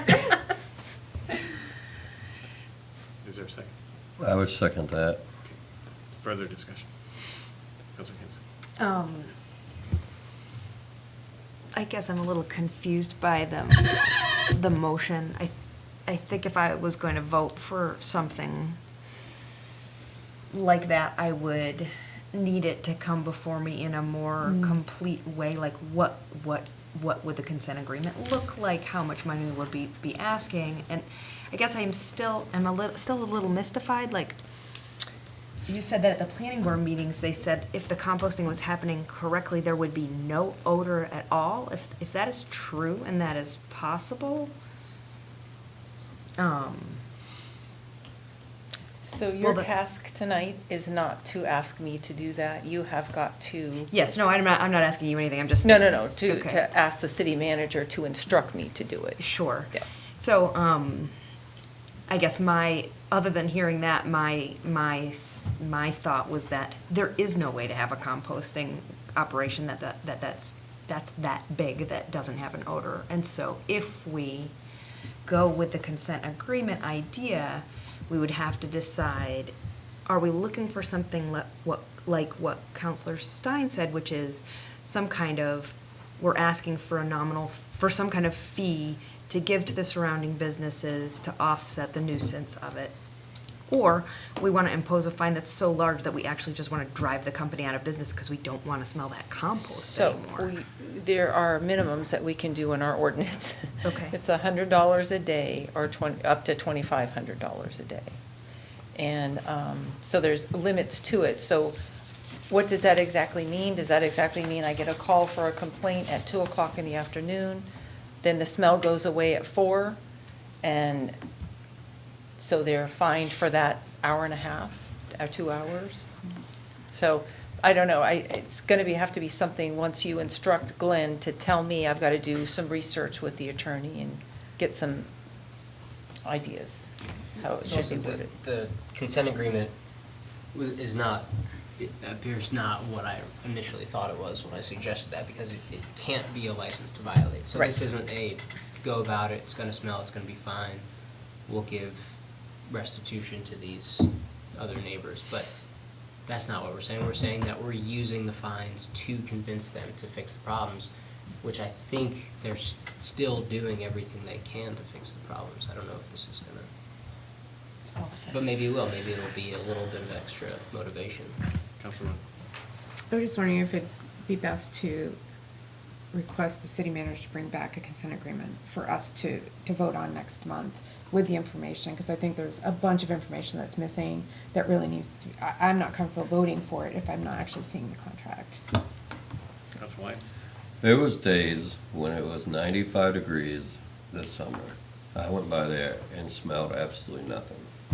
So what has happened since it's 40 degrees? You would think the smell would be less. What is happening? I think it has a lot to do with the delivery of when the shellfish comes and how quick they can attend to it to get it covered, etc. I don't know that for a fact. I mean, they haven't like backed off from how much of the wood they're using because of cost or something. I mean, they're using the same amount. I just don't get why 95 degrees out and I can't even smell it. And then all of a sudden, it's just like nauseating when you go by and it's 45 degrees out. It's like, it Yeah. should smell less. And they did good for a while. It was, I went by there many times and didn't smell it. I did smell it once in a while, but Yep. I don't get it. I hope that there's more they can do to make it right, because fining them $100 a day for, you know, $35,000 a year, I don't think gonna make the smell go away. I guess, one of the things about this is the subjective nature of parts of it. I think council also has to be careful not to set a precedent in terms of how the council responds to violations of ordinances. It's a slippery slope. So what is a nuisance now of the smell, in the future, some other resident might claim a nuisance of some other type and then try to seek the same type of damage that a council sets. So I think we have to be very careful in terms of following legal guidance around what we can do, what's permissible, so that it can be consistently applied for all potential issues in the future. And again, a situation like this is 100%, in my opinion, 100% council action, and not city staff. And so that's one of the things, I understand why people are frustrated about it, but it's not because city staff are not doing what they need to do. It's because we, as a council, have made decisions to this point that have tried to resolve it within the means of trying to find a resolution. That's the reality. So whether the council takes action or not, the council is ultimately responsible for whether it meets somebody's needs or doesn't. City staff should not be blamed for a situation like this, because they could not impose this, either one of those, without the endorsement of the council. Council, please. Can we make a motion? I think- Well, we have a motion on the table. Oh, we do? right now, What is the yes. motion? The- Oh, the one, what, Consent agreements. so can I make a friendly amendment? Mhm. That I'm all ears. that we authorize, like you had said, but it comes back at our November meeting with a draft for the council to review, like Councilor. So you're instructing the manager to have me do that? To have you do that and then bring it back so that we can have something to look at. So, because that's very different than the original motion, It's we more should, than- we should. I'm just adding on that little piece. Which is very different. We should dispose of one way or the other the first motion, and then come back and, if there's a second motion, because it's really two very different Okay. motions. We want to be clear. So, further discussion on the original motion. Could we open the public comment? We can open it for, it's not a public hearing, but public comment, if somebody wants to speak to it. Of course. I'm Kevin Wallace, I'm, Mr. Wells, can you Okay. just go, thank you. I'm a neighbor, I'm the one that gets it the worst, I'm downwind from it. I don't know, I'm thoroughly discouraged. I wanna see something happen, but I don't see anything happening. But this seems like maybe a direction forward that would help. Obviously, the DEP rules, what they allow to happen shouldn't be happening in Ellsworth right now. That smell is horrible. I'd just like to see a resolution before I decide that I'm not gonna be in Ellsworth anymore. I'm really looking that way. That's how discouraged I am. I've been here 30 years in this town with my business. It's affecting all the businesses up there. A lot of the businesses, nobody's here because they're tired of filling out logs and seeing no response. I talked to a couple other guys today up there, and they're like, why? Why are you even doing this? I don't know. Because I hope I'm going to see a result. Thank you.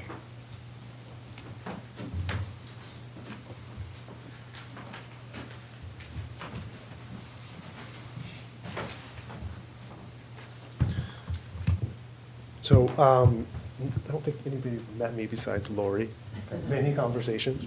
I'm Tim Stone, so I live at 30 Old Mill Road, which is if you turn at Sunrise Glass and then make a left immediately and head down to the river, that's where it's located. It is approximately 3/4 of a mile from Main Organics, from their property line. I emailed you all at one point about this issue. A couple things. So we realize, myself and my partners who are building a business there, I should say what the business is. We're putting in 16 tree houses that are luxury tree houses for short-term rentals year-round, not just in the summer. It is about a $5 million project, and it's a significant investment in the town of Ellsworth. So this presents a number of problems. Personally, it presents a problem because I live there and it smells really, really bad. In terms of its subjectivity, I've had 19 people come out and work, and 19 people have all said, "What is that horrible smell?" Everybody agrees. It's not, I mean, subjectivity, you would have somebody disagreeing. It's bad. When it's bad, it's really bad. This past week, for example, there were 4 separate days when I filed complaints about the odor. That's an abnormal week. Normally it is 2 or 3 times a week, and normally it lasts for 2 or 3 to 4 hours. But sometimes it can be bad all day. In the winter time, when it's not windy and it's cold, the smell will come in and it will sit there for days. Not just one day, but 2 or 3 or 4 days in a row. And it's just constant. It's not quite as bad in the winter, at least most of the time, but it will be there more often. So the type of business that we have and the one that we're putting in, one of the things we're doing, we have a field by the rapids there and the river. We're putting in a pavilion, and we have these nice little cottage-type places that we're building. And we want to have weddings there. And Ellsworth, I think, needs a place to have weddings instead of everybody going to the island. But you can imagine if you have a wedding and it's catered and you have lots of people there and everybody shows up and this horrible smell rolls in, how that wedding is going to go. And what I'm going to have to do as a manager of that. In other words, we would probably never be able to have a wedding there ever again. It'd be that bad. The other thing you can think about is we have guests that get up in the morning to have their coffee and walk out on the deck that's up in the air in their treehouse, and that smell comes in. It's the only thing they're going to remember. It's absolutely atrocious sometimes. Like you said, it makes you feel sort of gut-wrenchingly sick. I do not have a very sensitive nose. My wife does, but it still smells terrible even to me. So we don't see this as a small issue. Again, we're 3/4 of a mile away. It's happening a lot. 2, 3 times a week is just too much. And the level of intensity is, I think, also too much. We realize that the DEP is the one regulating them. We're not asking you to shut the business down. We're asking you to enforce the ordinance in a way that works for you. Because the ordinance that's been read, I think, is actually very clear. Lastly, I guess I want to say one more thing. So it's hard to get definitive research on something like this. But where was it? So the Journal of Real Estate Research in 2005 did quite an extensive study on odors from landfills and the effect on property values. In minor landfills that have a minor odor, it would decrease property values 13.7%. In places where there was a major odor, it would decrease property values by 20 to 26%. This is affecting at least a mile area downwind. This is very significant, I think, for the town of Ellsworth in terms of property values. I guess lastly, and I would like maybe to hear responses to this, I was told by someone, and I want to make it clear, not any city staff, that I should have chosen a different property because this is not a good place to have short-term rentals because Maine Organics was there first, and it is going to smell bad, period. Thanks.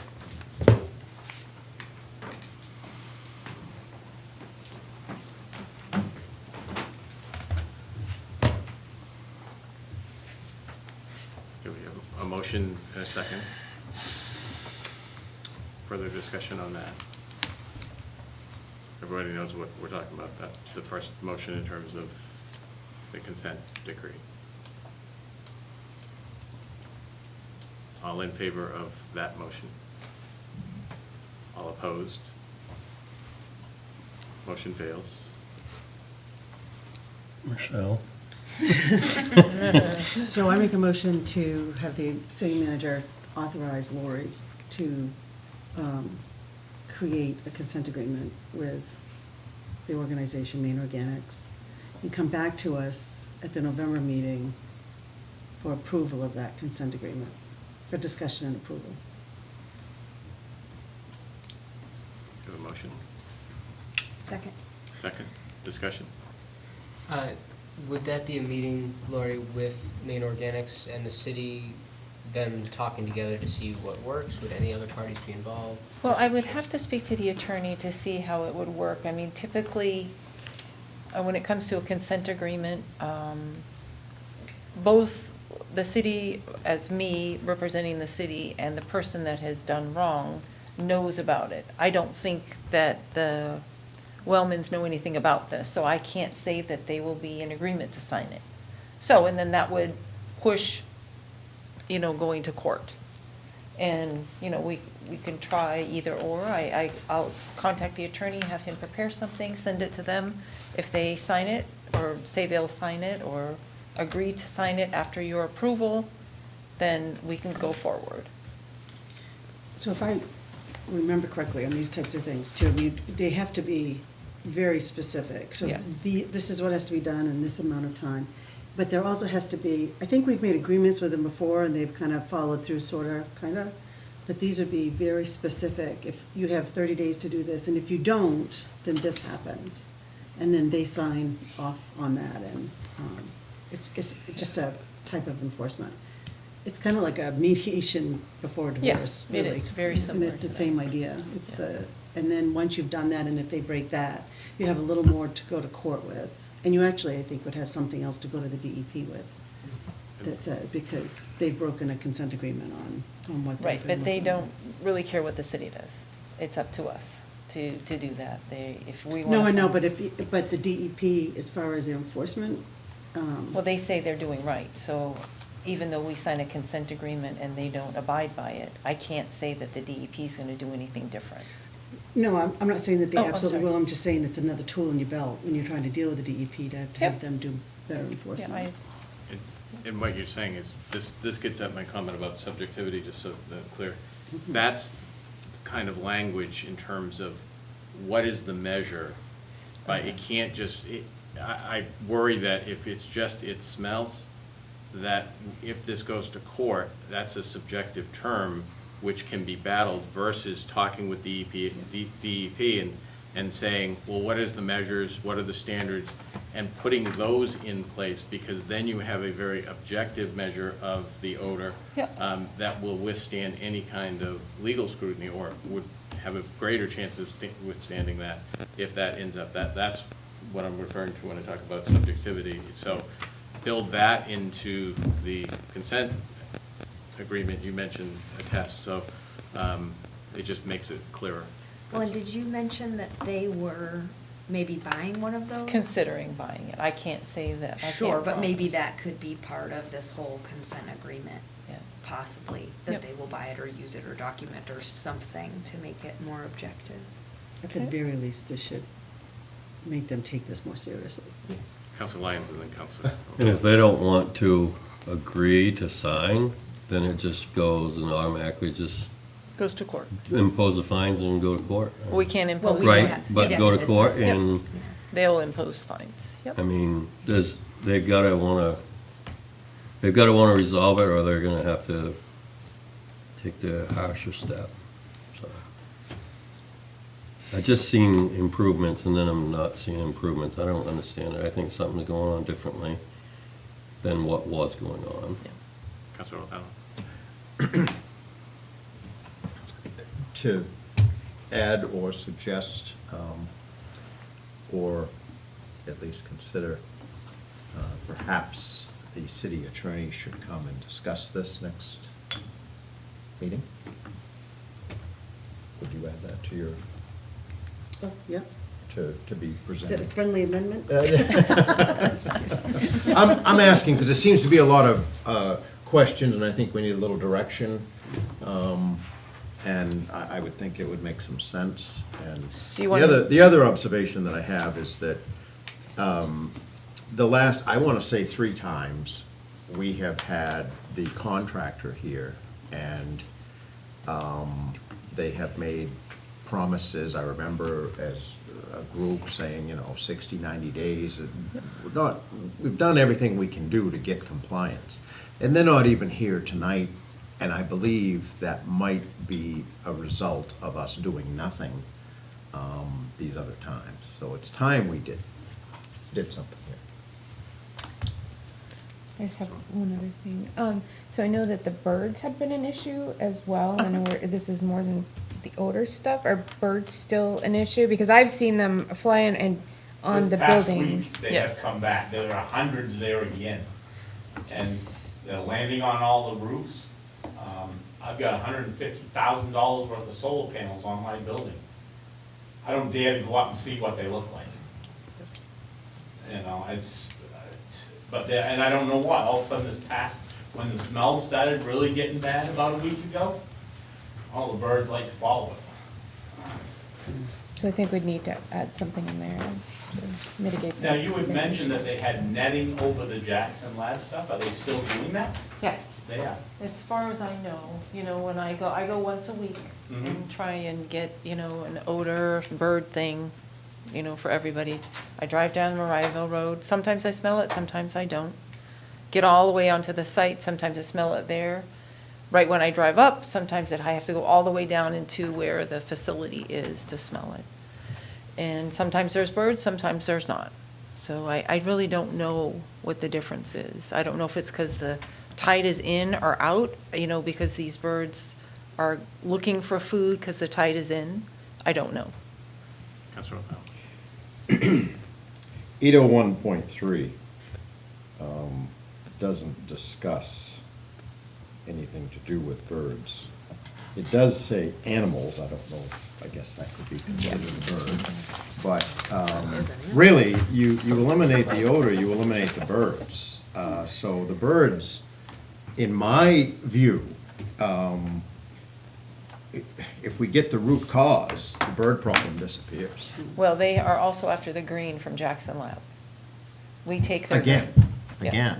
if we address what's going on in Maine Organics, then, we can, the spirit of this is odors, and I would just like to say, we fix the odors, we're gonna fix the birds. So we have motion and second. More discussion? All those in favor? Unanimous. Thank you. Thank you. Thanks for coming in, guys. Item 24, counselor comments. I know Counselor Lyons, you had,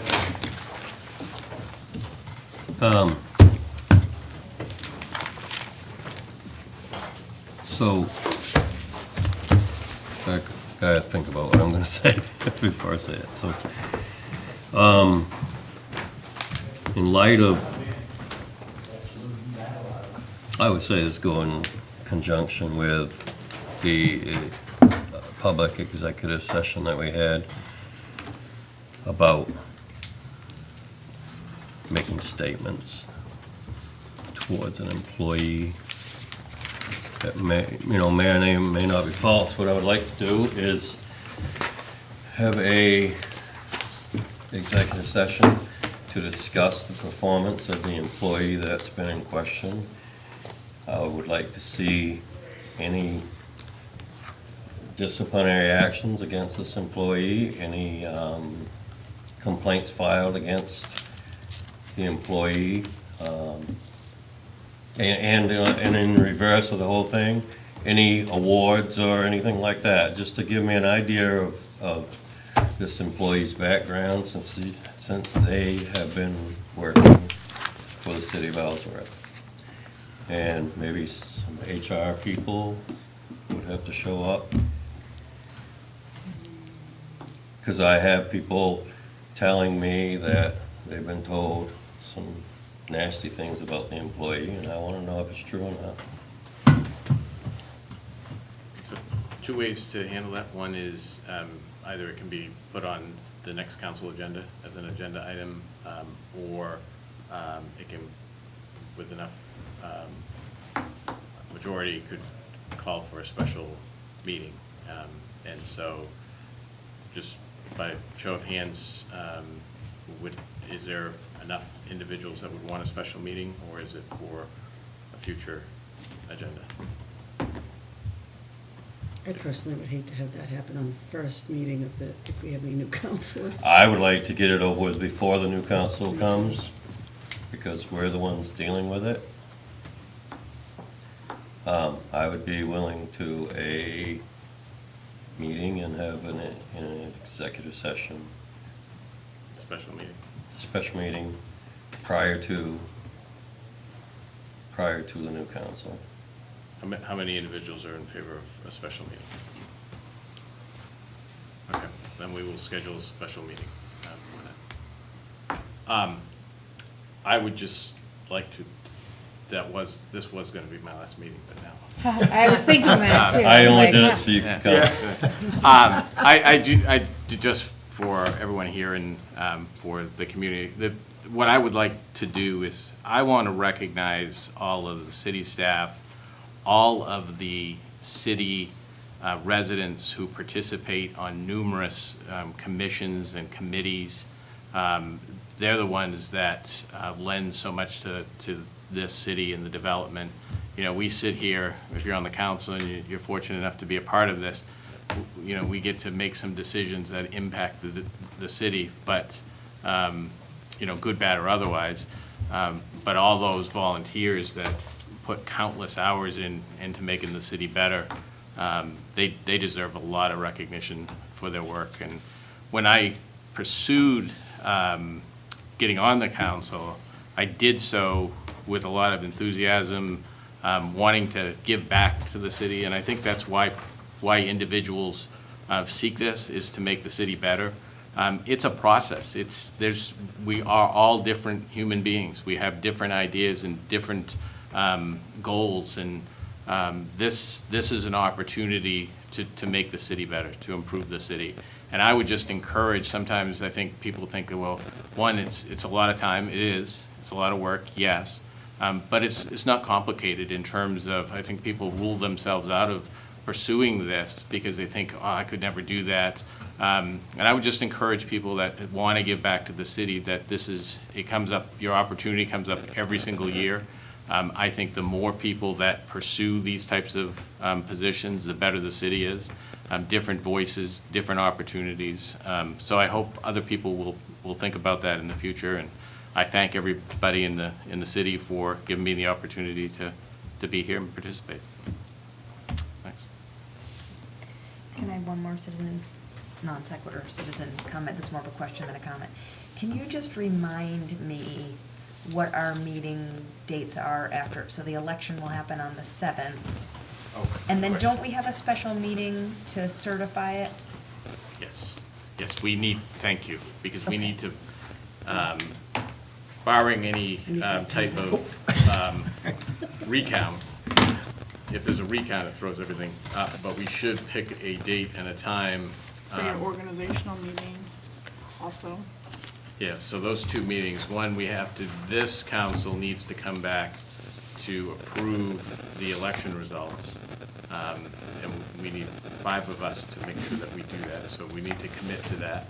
And then there's the organizational meeting, which is the swearing in of the new council, and then all the rules, selection of the chair, all of that happens very quickly, so.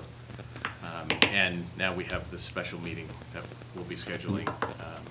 Anybody that wanted to make changes during the organizational meeting is the time to do it, if there's something that wants to be changed. If we want to add something to the rules or. Yeah, add or subtract or Yeah.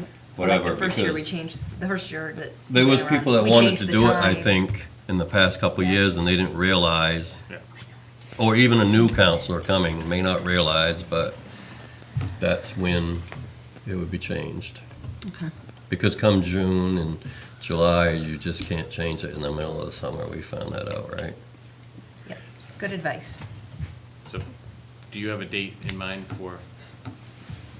Well, I'll be here November 7th until like 11 o'clock at night if you're interested in joining.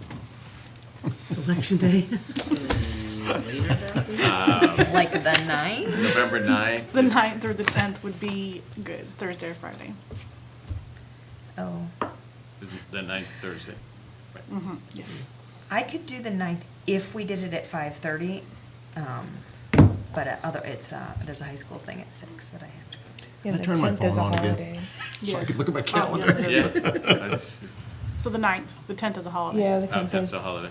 well, observed. November 9th at 5:30. Mhm. Remember, approve you the- can join, you can join by Zoom. We have adopted that rule that allows counselors to vote by Zoom. So if you can't be here in person, it literally will be all It'll of just be 5 a minute, minutes right.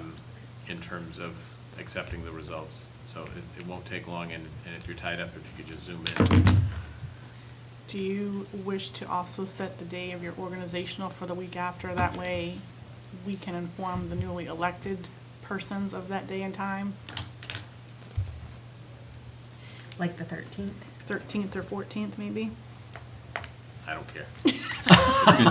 You could get written in. Shut it, Are we Hamilton. determining a day for the special meeting Either one of about the those. employee review? Are we gonna determine a date for that?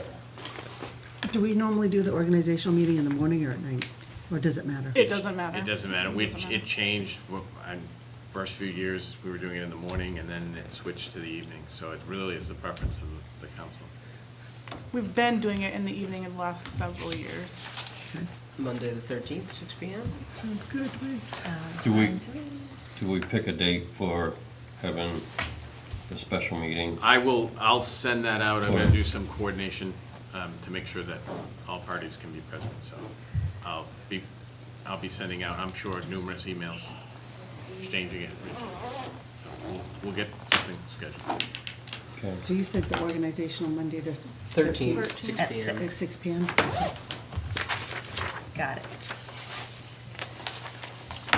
Anybody else? I Councilor just have a suggestion. Casey alluded to it last time. When she and I were elected, we had a little refresher from the attorney.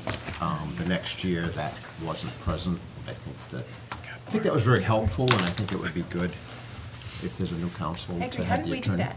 I mean, Well, if the attorney's going to be here for the other matter, I would suggest just asking the attorney to put that on the agenda and have. for the regular November meeting. Right. Can you put that on the agenda for the regular November meeting? That way, since he'll be here for the other issue we just talked about, he could do a quick overview of that, as well as, I think, the other piece is to talk about MMA and what they offer, because there's some really good trainings there as well for who. And I think there might be one scheduled in December, so I'll try to get that together.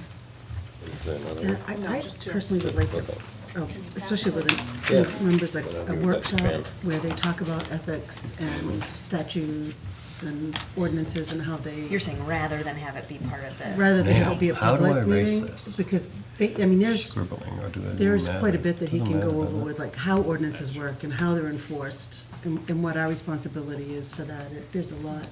So then maybe Ethics take it and- off the, so forget the agenda. Or just make an agenda item to plan a workshop. To plan a workshop or something, because I think it. Keep the agenda item. I know.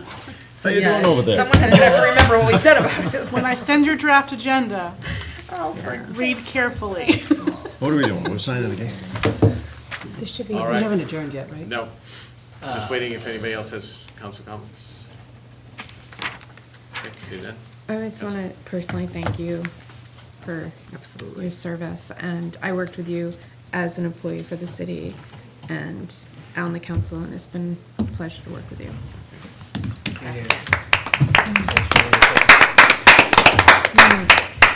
And I'd say, when I first started working with you, I've really grown to like you. So when I first started, I had, well, so 3 years ago, I Feels like came a here roast with, all of a sudden. I came, It's taking a Very turn. public- a very public one. I should have been quiet, but I came here with a attitude, I guess, towards what I could and couldn't do and better, and really, in 3 years' time, I've learned a lot. I hope I've done a good job if I'm not here. But I've learned that to work with everybody, no matter who or how different they are than me. And yeah, I've really grown to appreciate several people that I never thought I would. And I appreciate all you've done. I'm not a very good speech person, so that's all I got for you.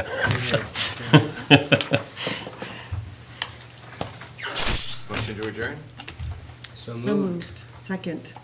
We are adjourned. Oh, Third. All in favor? We're adjourned.